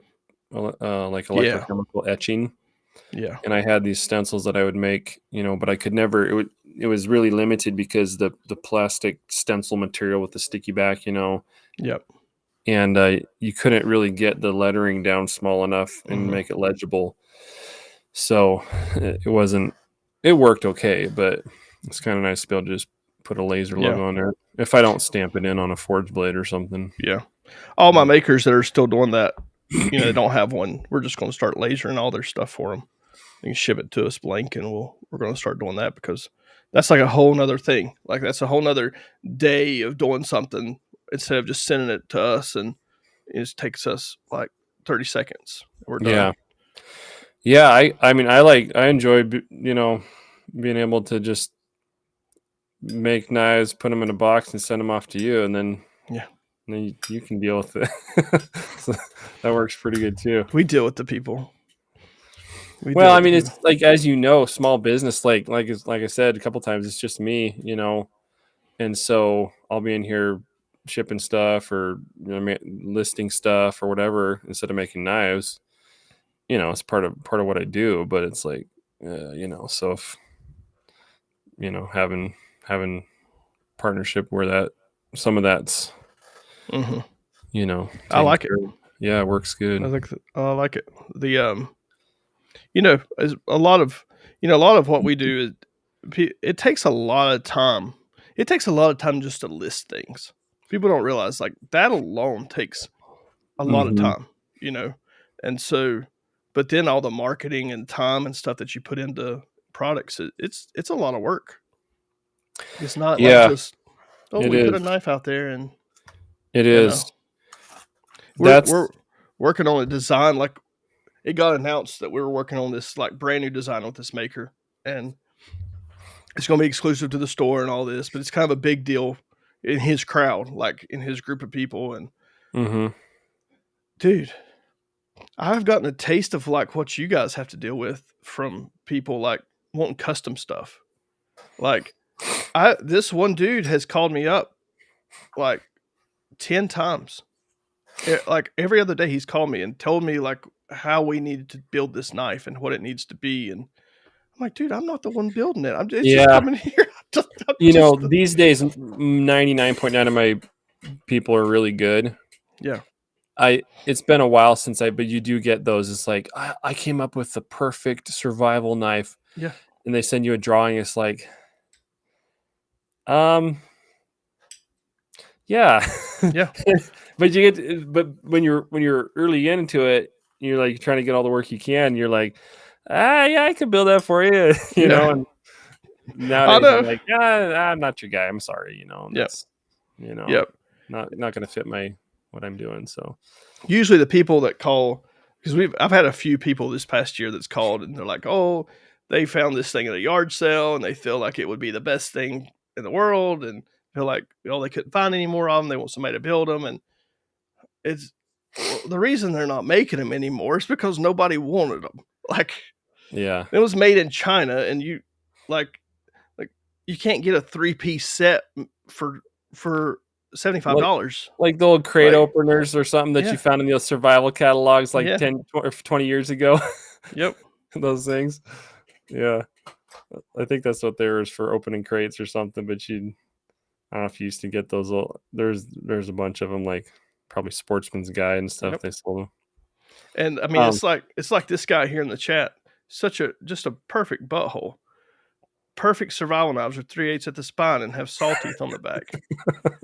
That's right. Yeah, that is written down in a vault somewhere where they care about that kind of thing. Yeah. Listen, all I'm saying is the AR-15 shaped blade would crush. What you need now is a lug, bayonet lug on that there thing. And remember the pistol knives where it was a pistol and the knife would fold out the end? Yeah. A little slip joint blade. Everyday carry, man. It's exactly what I want to carry. I mean, it's just perfect. Yeah. You get a good one when you pull the trigger and a gun goes off, the knife comes out at the same time because you're out of ammo because it's only a one shot. That's right. That's right. It's just awesome. But oh boy. Well, this has been fun. Yeah. I was gonna ask you, are you gonna have offer knife sharpening at the brick and mortar? Yeah. So I've got a big I'm a Wicked Edge dealer. And so I've got a big Wicked Edge setup that we'll have there. Nice. And two, I think every maker gets asked is like, oh, you sharpen? And people, but I'm not talking about like my knives, like just any knife. And I don't, except for friends, and stuff. But it's like, I don't really do that, My sharpening guru is actually Taylor Grinds. It's kind of funny. The guy that was, and he's moving his shop 4 doors down from my shop. And so I'm just going to send all the boomers with cases that are dull down to him. Yep. There you go. The thing is, man, we're in the middle of nowhere out here. The post office and the little cafe called the Dairy Bar is really the only other two things. There's a vet's office too, but that's literally the only two. Us. And we got a vape shop now. Everybody needs a vape shop, and so as soon as they legalize weed out there, you'll have one of those 2 or 3 of those. That's what they're setting up ready for. They're just waiting on it. But now we have a taco truck that parks 4 times a week. There you go. Like almost in front of the shop. So that's been kind of dangerous. They're actually really good. Okay. They're really, really good. Nice. And so, yeah. You can't overlook a good taco. Can't overlook a good taco. That is one fun thing about living here is that you can get some pretty decent tacos. What's the proper term these days? Latinx food? No. Oh my God. Pretty good Mexican food around here. That's like calling I have one of my buddies, he cooks a lot. He's like, makes Mexican PB&Js, because he's Mexican. That's what he told me. I don't know.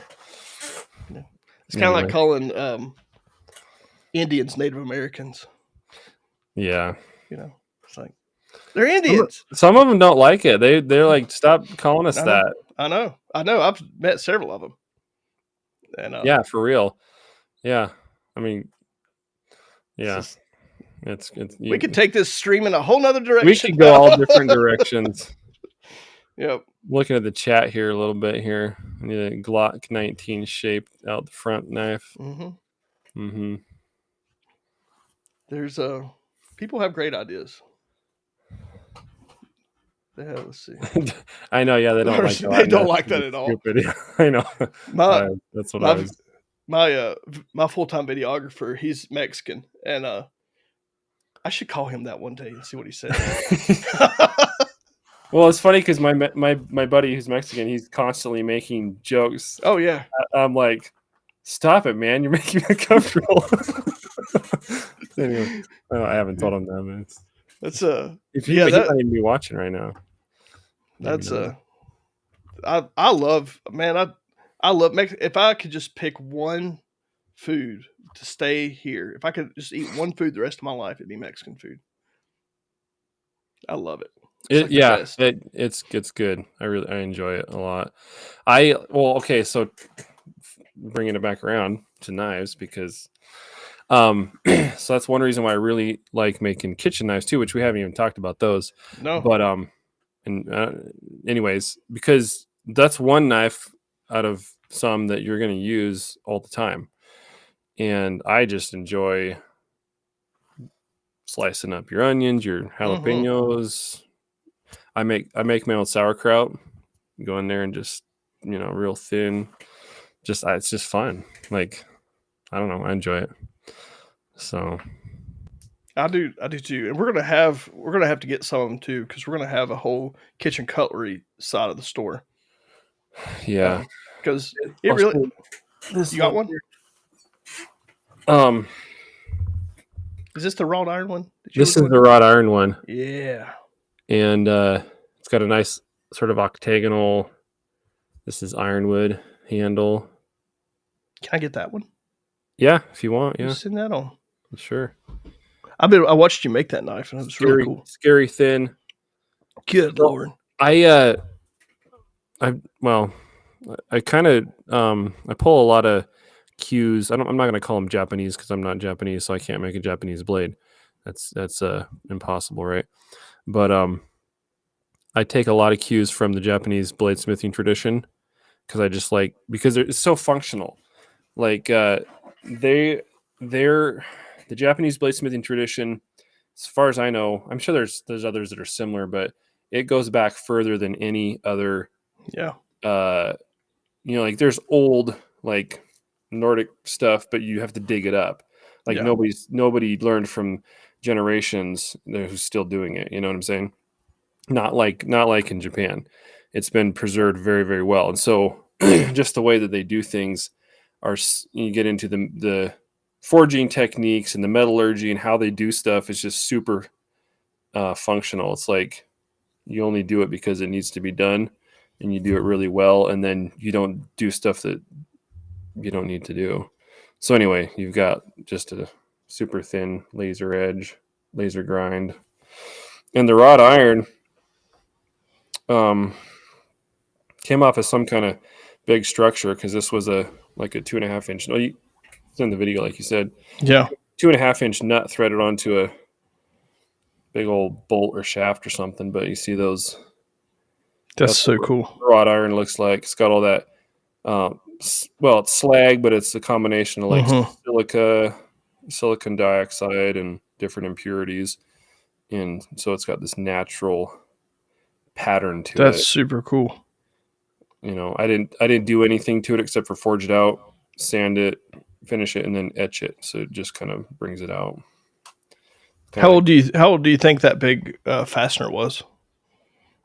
I don't know. I don't know when they stopped using wrought iron, completely. I'm sure up into the first several decades probably of the 20th century, they were still using it some. I don't know, but it could be 100 years old, That's super cool. So, but anyway, yeah. So that's another thing I like building just because, they get used. Yeah. And the difference you were telling me about, and I think you got it from Jason Knight, one of his knives. Oh yeah. This guy. Going back to the whole, production knife thing, any kitchen knife that you get off the shelf, it's going to be almost every single time it's going to be softer steel and a thicker grind. And it'll work, but you get one of these handmade knives by somebody that is intentional about knows how to build them, because I've seen some out there that are more like a knife shaped object too. Yeah. That are handmade, but anyway, they just cuts through stuff like butter. This is the one that Jason gave me, and I love it. It's coated in wax right now. I had to bring it out here. I didn't have a since we got our little girl. I had to be really selective about. I only have one little section to be able to keep kitchen knives, and this one was a little bit too long to keep in the house. So when I'm smoking, I have to bring this, or I'm actually cooking out. I take it in the house. Yeah, nice. Fire Creek Forge sponsor says ours is from Bed Bath & Beyond. Yeah. I don't know if you're allowed to have that username in that comment. Yeah, send that thing over, man. That thing looks fantastic. Yeah. That's a beautiful knife. I loved watching it. You make that thing. That was really cool. Thanks. That's a what's the spine thickness about?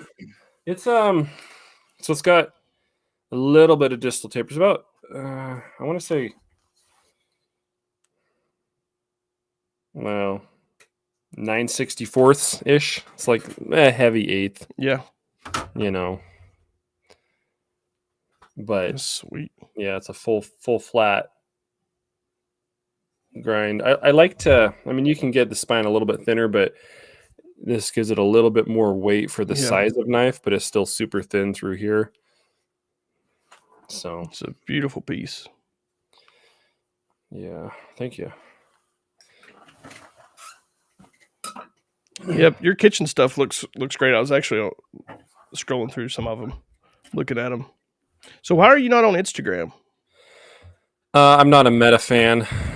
Oh yeah, I've tried getting on Instagram a couple times. There's just so much crap on there, and I don't have time to manage all this social yeah, I media know. stuff anyway. I'm like, nah, forget that noise. So what's 125 CR1? What's that? Yeah, so 125 CR1, excuse me, it's a high carbon steel. Obviously, it's got 1.25% carbon, and then a little bit of chromium and maybe a little bit of something else. I can't remember, but just a little bit, not much. And so it's very similar to um, the traditional Japanese blade steels. If you're familiar with those, are Yeah. like white paper Hmm. number one, and then there's like white paper number two. There's a couple different ones, but those are very simple but pure carbon steels. And so, um, going back to the traditional bladesmithing techniques, the way that they uh, forge and heat treat these blades are very specific to the materials that they're using, which is these simple high carbon steels. And so, using the 125 CR1, you get that edge retention from that comparatively very high carbon content, and you can forge it and heat treat it in this traditional fashion, which is kind of a whole nother skill set in itself, but it's something that I enjoy doing and working on. Um, so anyway, it's got a nice fine grain structure, high hardness. This is how I heat treat them. So you got that really good edge retention and that nice sharpenability of a carbon steel. Um, so I started kind of using it more for the kitchen knives because you want sort of more of that abrasion resistance, and you're not going to be chopping stuff with it. Yeah. You're slicing and cutting.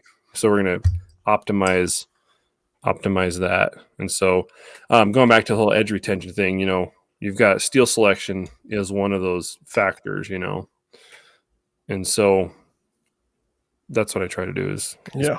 pair up the steel with the application, and then get the best heat treat out of it for that I process. dig it. Yeah. I dig it. I'm still learning about some of those off the, like, I'm just not familiar with them. So, Yeah, there's so many steels out there. It's hard to keep up with them all. But I deal mostly with the high carbon, and I've yeah. used a few different stainless steels. I know you're a huge fan of MagnaCut. It's the only steel I hate besides What D2. just out of curiosity, what don't you like about it? It's too hard to sharpen. It's too hard to Yeah. maintain. It's not a knife. It's not a steel for somebody that doesn't have a wicked edge or a belt sharpener. It's just not. I don't like it. I think it's. I mean I say that, but one of the folders I have a Strider SMF that I carry when I'm carrying a folder, and it's MagnaCut, and I hate that steel. I think it's hard to get sharp too. I think it's a hard steel to get sharp. Now it'll hold an edge. I mean, it holds an edge, but I just think it's too hard. Do you have you used like S35 VN or anything like that? S35, yeah, I like S35. How does that how do you feel like that compares to MagnaCut? it's. as far as I mean, it's not as hard. It's not as hard. At least the ones I've had is not as hard. yeah, because I mean a lot of that. So I made a couple knives out of MagnaCut just to kind of try the steel out, Yeah. and I sent one to a client who hunts a lot, and he's used it a little bit. And then I've got actually this one right here, just to see what I think of it. You And like it? well, I mean, I'm not. I've only made two out of MagnaCut because I'm not sold on it. I think it's a fad still, man. I think it's If going to be gone. And if you need here's the deal, in my opinion. If you really need a stainless steel, then we can have that conversation. But right. 90% of the people out there don't need a stainless steel. In my like, what I feel like is unless you're in the rainforest or out on the ocean in the salt water, Well, that's the only place I see probably where it's, don't. yeah. I think it would be amazing as a dive knife or something like that, where it's never going to rust. Or a fillet knife. I get that, Yeah. obviously. I don't think it. I mean, I don't know that you could get it having a flex to be a fillet knife. Could you? It just depends on how thick it is, really. Yeah. But the other thing too is that, so the guy who developed this steel is a PhD metallurgist, and so, I mean, I guess that is one advantage is for makers. There's a lot of information on how to use it. There's different ways you can heat treat it. So, I think finding the optimal heat treat for it, that could be an issue. But I'm just not sold on stainless in general. I'm not either. I've used S35VN, which I've liked that when when I've been requested, and then AEBL, which is a big one a lot of people like and use for a stainless, and it's supposed to be pretty tough and stuff, but you do lose a little bit of edge retention because it's only got 0.6% carbon in it. That's become my favorite stainless. It's AEBL. And it's going to be easier to sharpen. Yeah. But again, it goes back to the whole trade-off thing. And that's like in the world of knives and knife making, there's always a trade-off. It's like you want it to hold an edge forever, but you don't. It's going to be harder to sharpen.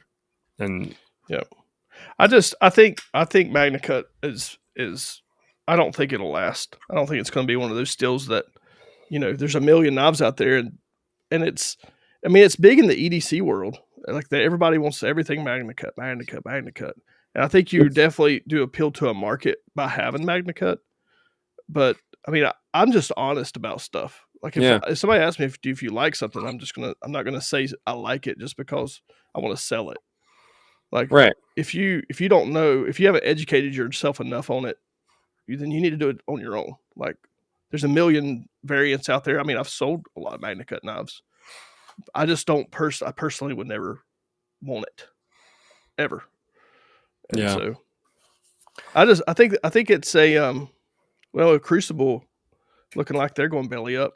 Well, that's the other thing too, is like it's and that goes back to the I mean, obviously, high carbon isn't a comparison to stainless, but again, you got these different brands, big or smaller, are making a ton of stuff out of MagnaCut. And I expect that somebody will buy the company and keep it going. But if it didn't, like maybe not. Like they're the only people making it. They're the only company making that stuff. So you're dependent on that. Whereas with like 5200 and a lot of other steels, but 5200, it's widely available. They must have been so mismanaged because for them to come out with MagnaCut and all these other steels, I mean, they rule the knife world. I know. I had the same thought. I was like, what are like? I know the steel business is tough right now with China and everything like that, but they have that stuff's patented. It's like nobody else is making it. Yeah. I had the same thought. I don't know. I think the only thing worse than MagnaCut to me are $700 knives made with D2. Yeah, that's like my other pet peeve. I think D2 has been the victim of a lot of bad heat treating. It's the victim of China is what it is. Well, yeah, that too. Yeah. I mean, they heat treat with their freaking grill over there. Like that's the one thing. Like, I don't carry Chinese made knives, and that's one huge reason. I know they can make great stuff. I know that they have the capabilities to do whatever If you want somebody them to pays do. them to, but that's If part of the other problem is like yeah, somebody's going to sell this brand and they don't want to pay yeah, more than, 50 yeah, cents for the thing. And yeah. I mean, like, I've seen a okay. lot of the Reichs and stuff like that, and they're nice. They're really cool flippers and stuff. I mean, but it ain't my cup of tea. I mean, I feel like I'm gonna get cancer just holding the thing. What's left on this What thing? alloy is this? Yeah, and you My really teeth are don't know glowing. you really don't know what you're getting either. You really don't with a lot of this stuff. No, because if they like, I saw one just the other day. If they're going to completely rip off a design, why Yeah, would you imagine they're going to be meticulous about the other stuff? you know, they're not. Man, they're you know, picking up coffee cups and everything else and throwing it in the crucibles and melting it down. I mean, it's not. I don't know. I'm just not. I know D2 done right could be nice. I know that. Like it can be nice, but I don't like $700 folders made with D2 steel. Come on, please put Magna Cut on that. I mean, at right? least do that. That's a Yeah. great place for it. But I don't know. Every time I see dude, Overton wants an obsidian knife that he can baton grade 8 bolts with. there you go. I think that's what Sasquatch uses, actually. I think so too. That's how he cuts those rocks off and throws them down the hill at you. That's right. German-made D2 knife is nice. Maybe so. Why Germans are using D2? That's not a German-made steel anyway, is it? Well, I think there's a lot of places that make it. It's been Really? around forever. I don't know if I didn't know ABL. One of their. I mean, it's made in China and America. I didn't realize that. it's also made in Sweden. Uddeholm. Is that it Sweden? Yeah, it was originally a razor blade steel. Yeah. That's what it was developed Man, for. it gets wicked. It can get sharp. Mm-hmm. It can get sharp. Chinese D2 has been known to contain up to 40% holocaust. That's funny. Yeah. Also, fluoroluminescent. Yeah. Mm-hmm. Yeah. Yeah. See, that's why we don't do custom stuff. It's oh,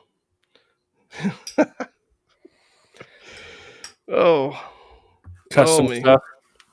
That's why you don't do custom knives. Oh yeah. My business partner, when I had when I was part owner of a guitar shop, we'd have all these people call. You think knife world is bad? Okay, you should be in the guitar world where everybody is mentally ill. Everybody, every musician. I mean, we're all got a touch of the tism. I mean, it's real. Mm-hmm. And so they call Walton this crazy. They got this great idea. They smoked too much. They did too much acid the night before, and they come up with this great idea. And the business partner, I answered the phone majority of the time because it just wasn't good when he did. I'd hear him yelling on the phone, "You're an idiot! What's wrong with you? You're just a dumbass." Just going off on these people like that's the worst idea ever. That's fun. Yeah. Good times. Yeah. Yeah. Can you write a prayer on a piece of paper and light the forge for my custom? Oh, run gun. I don't think he's a Muslim. Is that a Muslim thing? I don't know. Sounds like it. Yeah. And I want it tomorrow. Yeah. Under $200. Yeah. Mm-hmm. It's just. Yeah, you got it. Yeah. That sounds entirely reasonable, I think. Right. What's the shipping time on Alibaba right now? That's funny. Amazon does it. Yep. Fun stuff. Fun stuff. I do like, I only really carry one. I carry Spyderco, Benchmade, but the main like carry knife, like EDC knife I carry is my Microtex. And they're a North Carolina company. I think to me that is like they're pretty genius. about their stuff. Like they've done a good job doing stuff, and there's a million different, all these different companies. It's just they're everywhere now. They hide behind this Mhm. illusion of being American assembled, or they Oh, yeah, say global made in art. America. Like no, no, no. They're all made in China, and you buy parts and put them together here. That's what you're doing. Yeah. I mean, I've gotten to see behind the curtains of a lot of these different companies and stuff because Ridgerunner's brand used to have way more brands, way more. And some of these boutique companies, man, like especially the folder industry, dude, it's almost unethical. It's almost, they ride that line where it's like it's not lying, but you're lying, Yeah, you know? the legalese or whatever. Yeah, Technically, yeah. But like Overton said, Tecto, that's the one of them. Cobra Tech. Cobra Tech's a Texas company, but they don't really try. They say it's Asian made and they assemble it, but and they're mhm, $60 to $80. I mean, what do you think you're getting? It's a D2 blade. yeah, What do you think you're getting for 60 to $100? It's going to be, you know, the thing I like about Microtech is they have stuck. They have really stuck with. They produce a quality product, and it's something mhm, that and if there's a problem with one, you're going to have problems with them because there's so many moving parts to the thing. They're going to get gunked right. up, but man, they take care of it. They send it back. It's no, um, it's never a problem. I never have a problem with it. And two, here's another cool thing. I don't know if you ever met. Have you ever met Marfion? Hmm. Man, I think he like literally he just got like radically saved. Oh, yeah? This is bizarre. Like he's completely changed this past year. Hmm, But I saw him and his wife both got saved and baptized at their church. He's a cool. totally he's from just watching this stuff. He's a totally different person. It's really cool. I love seeing that kind of transformation in somebody. That's one of my favorite things on the planet. Yeah, But yeah, for sure. but Cool. yeah. Yeah, well, I would say you were talking about all these different companies. Like, that's the thing about, I mean, the knife world, the knife market is Yeah, so huge. it is. And there is, in general, there is a place for Mhm. everybody, kind of the thing, like your $50 Sure. whatever's and and that's the thing is, like, as a maker, and some guys are interested in being a maker and stuff like that, you have to figure out what sector of the market you're trying to service, or address. And because I mean, there's guys that are, you sell tens of thousands of dollars for this fancy Mhm. Damascus knife and spend 6 months to make, which is cool, Yeah. you know, but and you kind of, what I've kind of continued to focus in on is, like, I just really enjoy making knives for people to Mhm. use, like really good knives for people to use. And so that's kind of the backbone or the bread and butter or whatever, or what I'm I doing. think I think it So that's the kind of the sweet spot, right? Because it allows more people to have really good stuff, like stuff that they mhm, can actually use. And I think you know right. the price point is it's not it's not unattainable for anybody. It's not. Yeah. Yeah, and occasionally I have people, "Oh, that's a lot of money." And, like, okay, you haven't shopped for No. a hand, you haven't shopped in this sector. That's okay. You can go to Yeah. Walmart. That's fine. Those You same know, people will because spend 4 grand on a set of wheels for their car.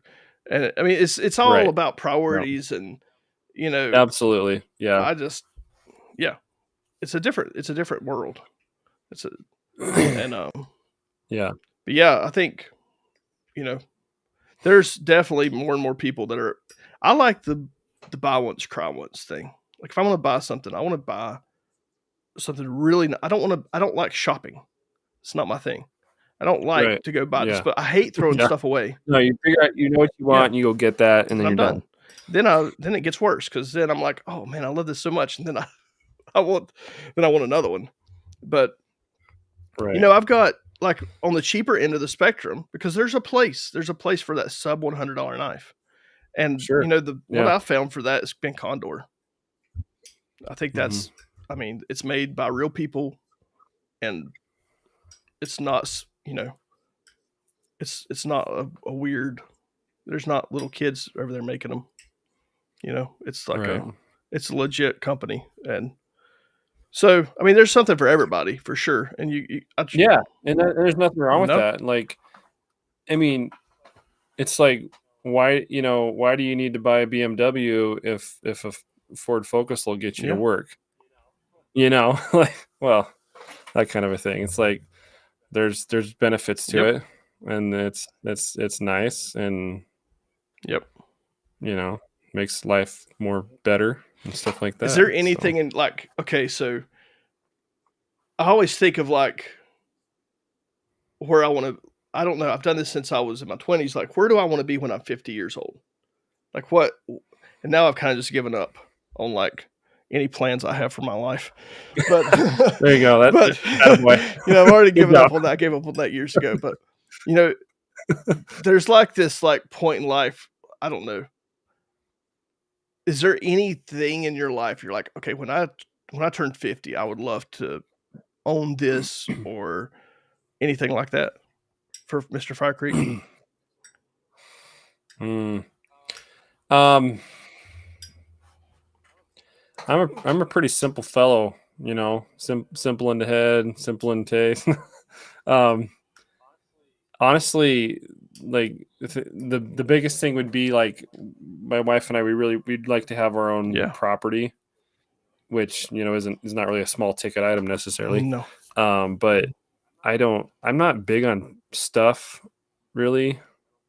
I don't. At least I don't feel like I am. And that's one reason why I do like, like you said, cry once, buy once. Like if you're gonna have a couple of things, like have nice, Right. good stuff, or in that area. But I don't. Knives are one area that I like to have good stuff, and I like good food. Are you a car guy like your brother? No, no, I'm not. And so that's what I'm saying is like I don't have a lot of areas where I'm like, oh, really, this or that. But we would like to have our own property. That would be nice. Just like in the past, we've lived on properties and done like some homesteading kind of stuff, which is all the rage now and everything. But that's kind of our background and stuff. So having something like that's really the only thing for me. I'm hoping that gets to be more and more obtainable for people over the next couple of years. That is an interesting subject. And I think, honestly, the biggest thing I think is, how back in the day it was go west, young man. It's literally like the opposite now. Like the West Coast, specifically in the West, west of the Rockies, except for places in Wyoming and southwestern Colorado. Like it's kind of tough. It's kind of tough to afford, So it is. I don't know how people are doing it. I bought my house and we were so blessed with our place. We bought this in like 2018. Mm-hmm. And I told, like, when 2020 hit, we started getting people offering us like 6 times what we paid for it. And I told my wife, I said, I'm never moving. I'm never going to move. Yeah. I don't ever want to move. I'm perfectly content here. I'm so thankful, like, that we were able to buy when we did, and we almost didn't. Like, it's just crazy how, I don't know. I just believe God orchestrates our lives if we're following Him. Mm-hmm. And those opportunities come up at the right time, because it was crazy. And I didn't think it was the right time, but it was just crazy looking back, like how, we were set up, and it was at our worst. Like it was at our worst point in our whole, like, our lives together. And so yeah, I'm sure like that stuff can happen. But like out there where you live, like what is a 2 acres and a 1,500 square foot house? What does that sell for in Texas? You're probably looking at 250,000. That's about or It's probably about what it is here. I haven't looked lately. But we bought this place in 2020, and it's kind of like the prices like moved eastward and just went up, and we sold our house in Idaho, little 2-bed 1-bath, just a little dinky place on a dinky lot. And, for the same price that we bought a 4-bed 3-bath on a big corner lot with some outbuildings and stuff, know, and there's still places, that are affordable, but not necessarily where you want to move to, and, I mean, we could get something comparable to what we have now, but we'd like to have some property, so that limits where you're going to be able to go. So, yeah, I'm hoping it starts shifting, like things start changing where people can actually afford. Because, I mean, my neighbor's house, it's a fairly decent sized house, like 2 acres of land. They want like $860,000 for this. I mean, it's a big house. It is a big house, but yeah, like, and we have sheep and stuff up here in our upper field. And like the first line in the listing says overlooking grazing sheep and cattle. And I'm like, yeah, but dude, on the other side of my property's a 15 or 2,000 acre dairy farm. Wait till the wind blows this way. Yep. It's beautiful. It's all about which direction you take the pictures from. It's all, those cows right there. Yep. And all 500 of them. That's funny. Yeah. So your guys are kind of western North Carolina? Yeah, we're in the Piedmont. So we're kind of northwest of Charlotte. Okay. So right before you hit the mountains. So how does it? Are you familiar with how different it does? It differ at all once you get into Tennessee, on the eastern Tennessee there? No, it's about the same. Yeah. I have some buddies up in the mountains that were looking at moving to Tennessee, mainly because of business taxes. They don't have income tax there.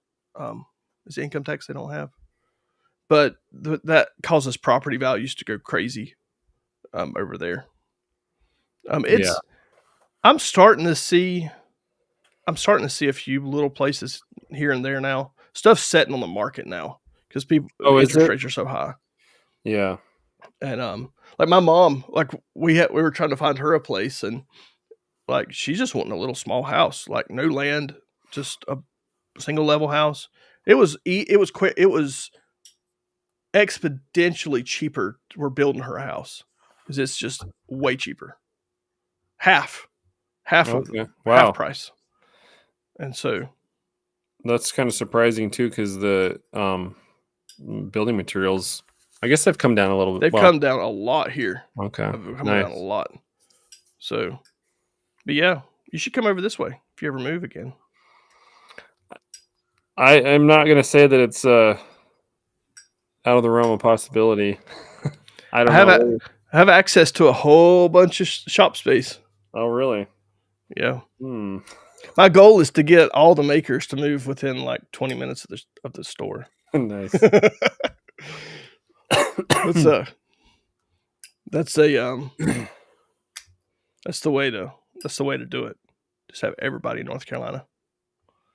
Sorry, I'm texting Yukon here. I haven't seen him on here. I know.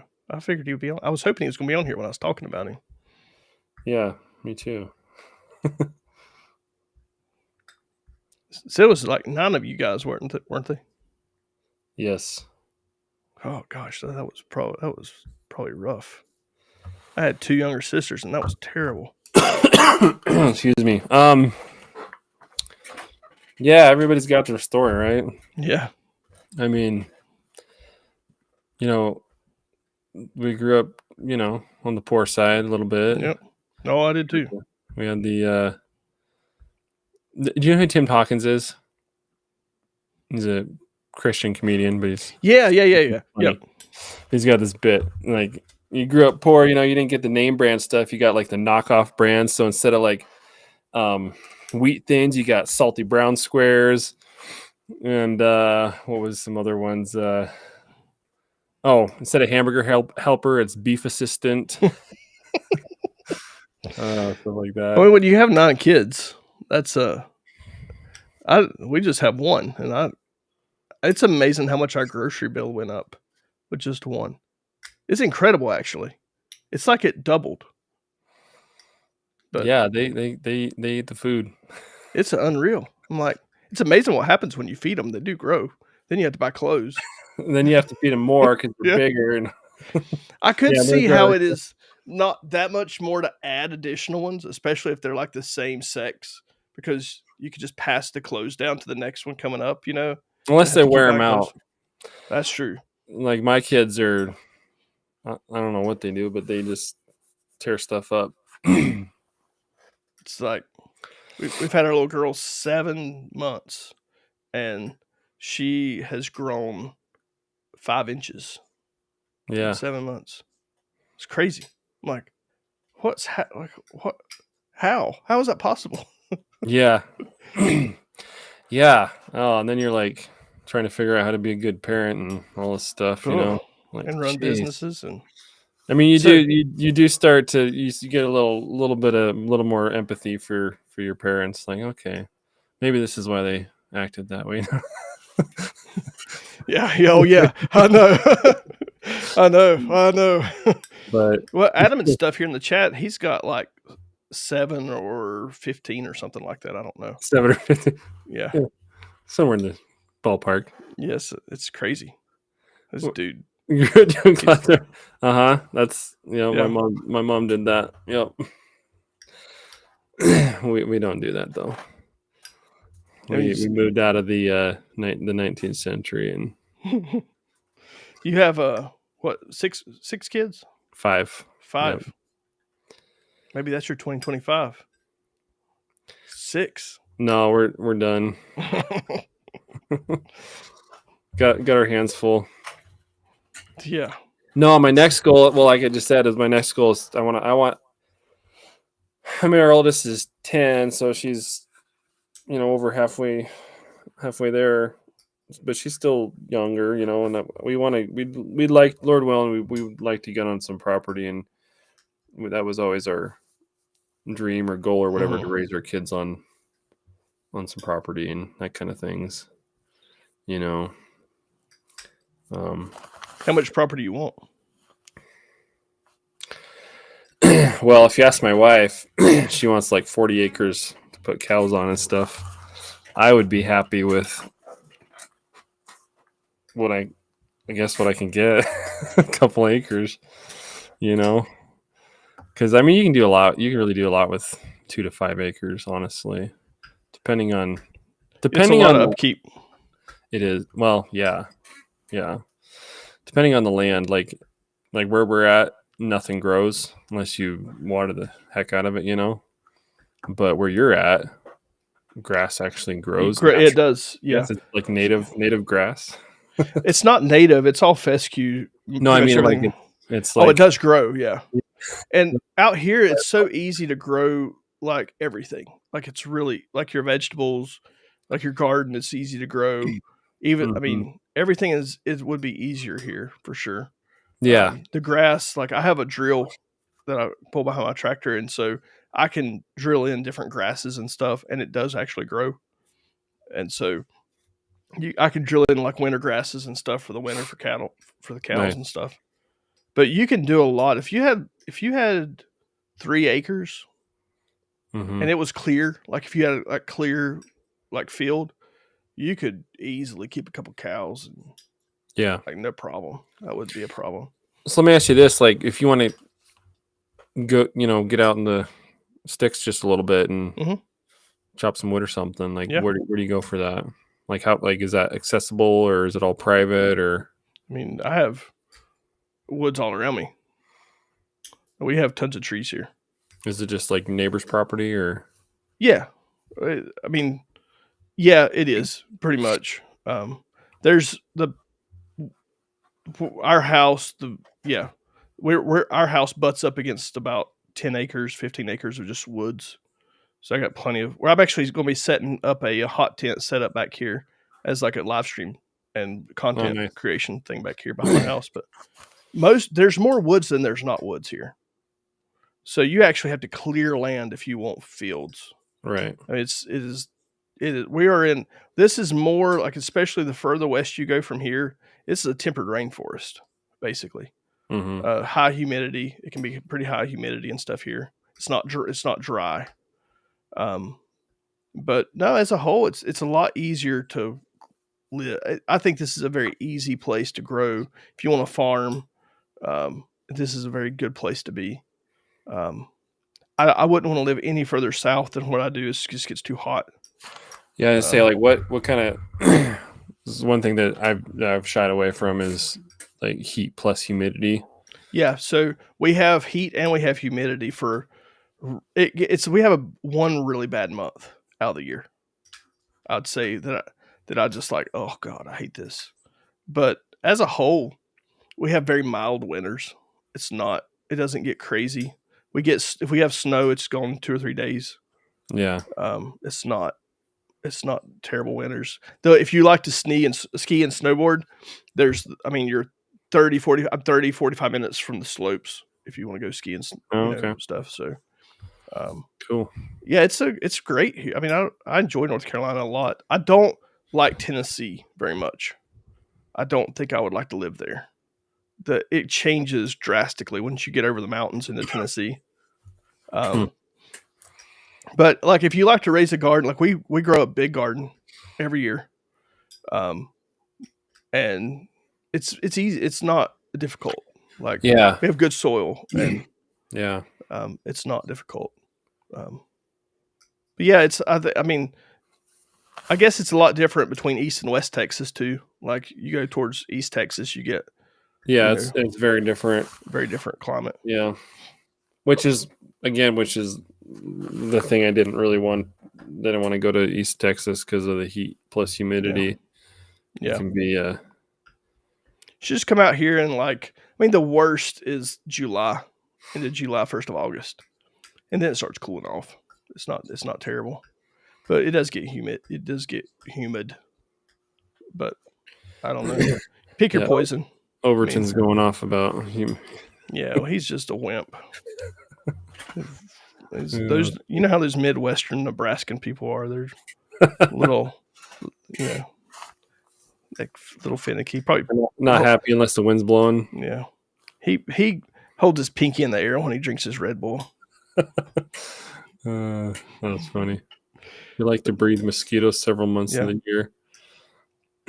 If I was to ever move personally, I would move to probably Wyoming or Montana. Mm-hmm. But I love that country out there. So much. Now, Western or Eastern, because it's very different. I like Western. I like Eastern too. I mean, I've been on both, especially Montana. I've been both sides, and I love Western Montana. It's nice. That it's just crazy. But you're sacrificing a lot. Like it's harder to grow stuff there. I think it's everything's just more brutal. But I love cold. I love cold, and so the colder it is, I love it. So, but I like the climate there. I've been Wyoming. I think is beautiful. It's flat. I mean, it's all flat and everything, but Eastern Wyoming is. Yeah. You get into I've never been in Western Wyoming. I've never been there before. They have some pretty rugged country. They got some mountain ranges. Yeah. Pretty neat. But yeah, I do like the snow and stuff that y'all get that they get up there. So that's I just like that. But it is brutal, and a lot of my life would definitely change. As far as farming and stuff, it's a lot stuff harder. That you're dealing with. We joked that we've gotten soft down here, because we used to heat with wood, Yeah, we heat with wood. Firewood for the winter, and inevitably we're shoveling snow, part of the time or whatever. And down here, it's like I just pay for dead dinosaur juice and heat the house, and our house was built in the 20s, and so No the first thing insulation. we did when we moved in was we put a wood stove in. They had already knocked Yeah. the chimneys off and re-roofed the house and everything before we bought it. But Right. yeah, we don't ever run the heat in the house. We just heat with wood. This is Yeah. my favorite time of the year. Like it's like next week we're supposed to get some snow. It's supposed to be down in the teens, Mm-hmm. and that's about as cold as it gets. And we don't have that very often. But Yeah. that's my favorite time to go camping. Like when Yeah. it's in the 20s, the teens and 20s, that's like, oh, it's awesome camping. Yeah. It's good camping weather. Yeah. But Nice. does it ever get cold there where you're at? It does. Not until like January, February. Yeah. But we're close enough. We're like on the western edge of the bottom of the Great Plains, so we'll get weather systems out of the Great Plains, and when it hits it's just right, it does get cold, like you're saying, teens and 20s, but not much colder than that. But the wind blows, so similar to Dakota or whatever, Yeah. but not very long. That was some of us went out to I guess it was last year, went out to Wrangler Star's place out in Washington. Oregon. And, no, he's in Washington. Oh, is he? Okay. Yeah. Oh, he must. You're at the bottom. Yeah, he's right at the bottom. Yeah, gotcha. But that is one of the most beautiful places I think I've ever been. It's just amazing. It's just beautiful. But you live in a place where it's like it's like like all these fires and all that mess. Like, well, no. Yeah, see, I missed that. Like the fall, you start getting that tang in the air from the wood smoke. There's a fire somewhere in there. Yeah, but you can't you can't have bonfires. You can't. Well, you can't do any of that stuff. Like the stuff I love, I look forward to in the fall. You can't do any of that there. Once it rains a couple times, you're good. It doesn't. It never. It does. And then you got all these volcanoes around you, just waiting to blow you up. It's like, good Lord, what people. I mean, it's beautiful. It's fun to go visit, but my word, I don't know that I want to live there. It's like a bunch of dang pimples sticking out of the earth, just waiting to pop. He's like sitting in the middle of 5 of them. And Mount Fuji. Mount Fuji there. Yep. Yeah. And but no, I've never spent hardly any. I've been to Dallas in Texas. That's all. That's the only place I've been in Texas. Dallas is nice this time of year, but I hate the cities though, man. Yeah, I mean, if you like going, which I don't, but I'm saying weather-wise. Yeah. But yeah, July, August. Oh, I've been down there in July and August. It's terrible. Man, I'm like, people survive. It's amazing. That's because they don't come outside. Stay in the AC. Yeah. You don't get your vitamin D. It's just all bad. Yeah, so Overton does have a point here. Washington is okay, but I hate to switch to skinny jeans. Yeah, it's a true thing. Skinny jeans with soy lattes. That's right. Yeah. We've got those people around here, though. We've got the skinny jean flannel guys. They don't know. They all came from Vermont, huh? Now, we have halfbacks. Yeah, so we call them halfbacks. So there's a whole group of people here that used to live in New York and like Connecticut and up there, and they all went to Florida and decided what a cesspool that was. So they didn't make it but halfway back, and they stopped here. Nice. Yeah. So we call them halfbacks. There you go. They're man, I tell you what, that talk about a terrible place. Who in their right mind? I'm glad people want to live down there. What, Florida? God, it's a terrible place. It's awful. It's awful. Never been there. I don't know why you would ever live there. The fishing's good. Other than that place is not cool. It's not cool at all. People love it. Like you think I think it's humid here. And I go down there and I'm like, I can't breathe. It's like breathing, like I'm gonna get pneumonia. Mm-hmm. Breathing all this water in. Breathing soup. Yeah. It's like, nope, they love it. They're out there just doing their thing. Yeah. I don't know. It's crazy.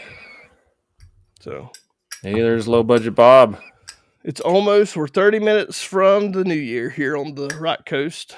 Right on. It's gonna be a new year. We have went 2.5 hours. Nice. So this is fun. Yeah, it's been fun, man. I appreciate it. I like knives, but I like talking about other stuff. Yeah, I do too. Enjoy. It's a lot of fun. Well, thanks, man. Appreciate Yeah, it. thank you. I appreciate it. Y'all go. Can y'all light fireworks off for New Year's? Yeah, I don't know if we have any this year, but yeah, it's pretty relaxed around here. That's kind of nice. So there's not really much to light on fire anyway. So And people around here were setting them off at Christmas at like midnight. I'm like, oh yeah, come on, man. Like the kids yeah, asleep, the dogs are exactly. barking. No, you don't, Overton. No, you don't. You start a live stream up and do that one. Somebody knows what's going on there. That's all I'm All gonna say. those airplanes flying around. Yeah, somebody knows exactly why they're there and what they're doing. They just forgot to tell us. Yeah. I don't care. I mean, I'm just glad they're. I mean, whatever's going on, they deserve it. Up there, they deserve it. Whatever they're doing, they deserve it. Yeah. You ever been to New Jersey? Jazzy? No. No, I don't. No, I don't think so. You ever been to New York? Anything up there? Flew in there. Yeah. So, when you get in like Western New York, oh my gosh, it's amazing. It's beautiful. This is one of the coolest places.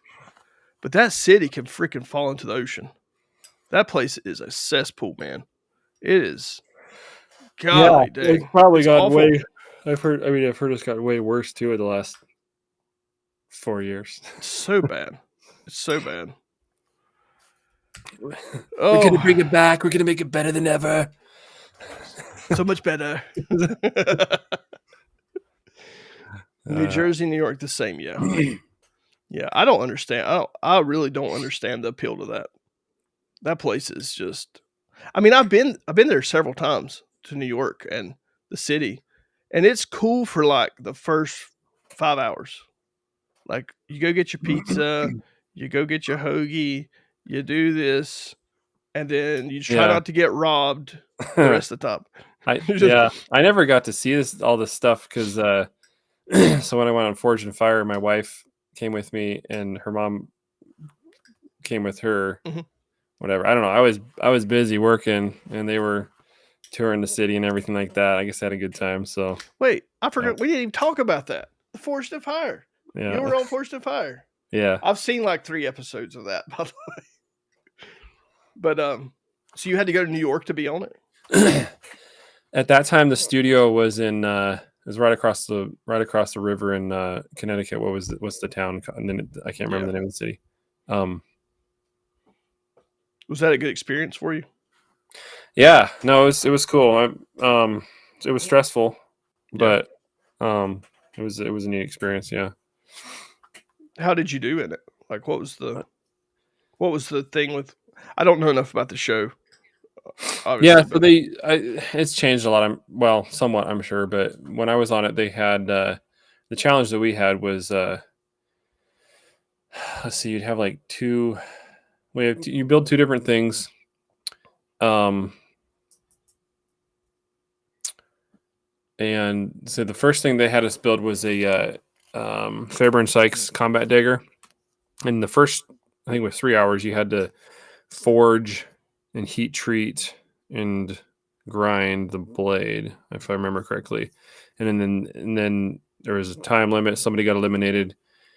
And then there was only 3 of us for the next round, and you had 2 hours to put a handle on it and everything. And then after that round, there was only 2 guys left.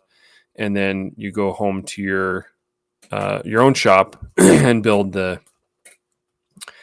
finale weapon, Mm-hmm. which was basically a samurai sword. It was called a gunto, which is a military katana, basically. Mm-hmm. And we had 30 hours to build that in our own shops. And then you go back and they do the final judging and see who wins and stuff. So how did it go for you on there? I won. You won it. Oh, cool. Yeah. It was kind of neck and neck. It was the other guy is good. The other, I guess, the runner-up. He's from Mississippi. He's a good old boy. He was a believer too. It was cool. So he's good. He was a good guy. What's his name now? I can't remember. But anyway, he was a cool guy. But his katana, the wrapping started coming off of his. That was like the biggest failure of his. And so it wasn't like, sometimes the other guy's thing will just snap in half, and then, it wasn't like that. So it's kind of cool that it was stiff competition, I guess. Yeah. Did you get to pick the steel and stuff you used for that stuff too? Richie Crew, that's right. Run Gun knows. Good old Richie Crew. If you're going to be a bear, you might as well be a grizzly.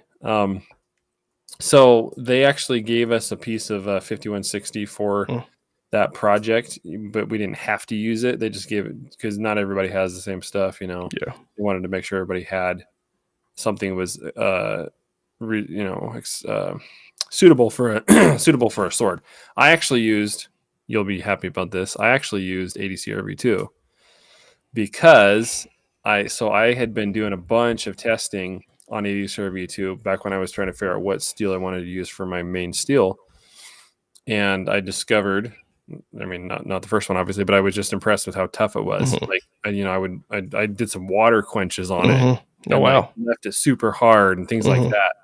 And it's just super tough. And that's why I use it for choppers now and stuff. But anyway, so I built my my Gunto out of ADCRV2. Awesome. And with like swords, you're kind of running the line between enough weight but not too much weight.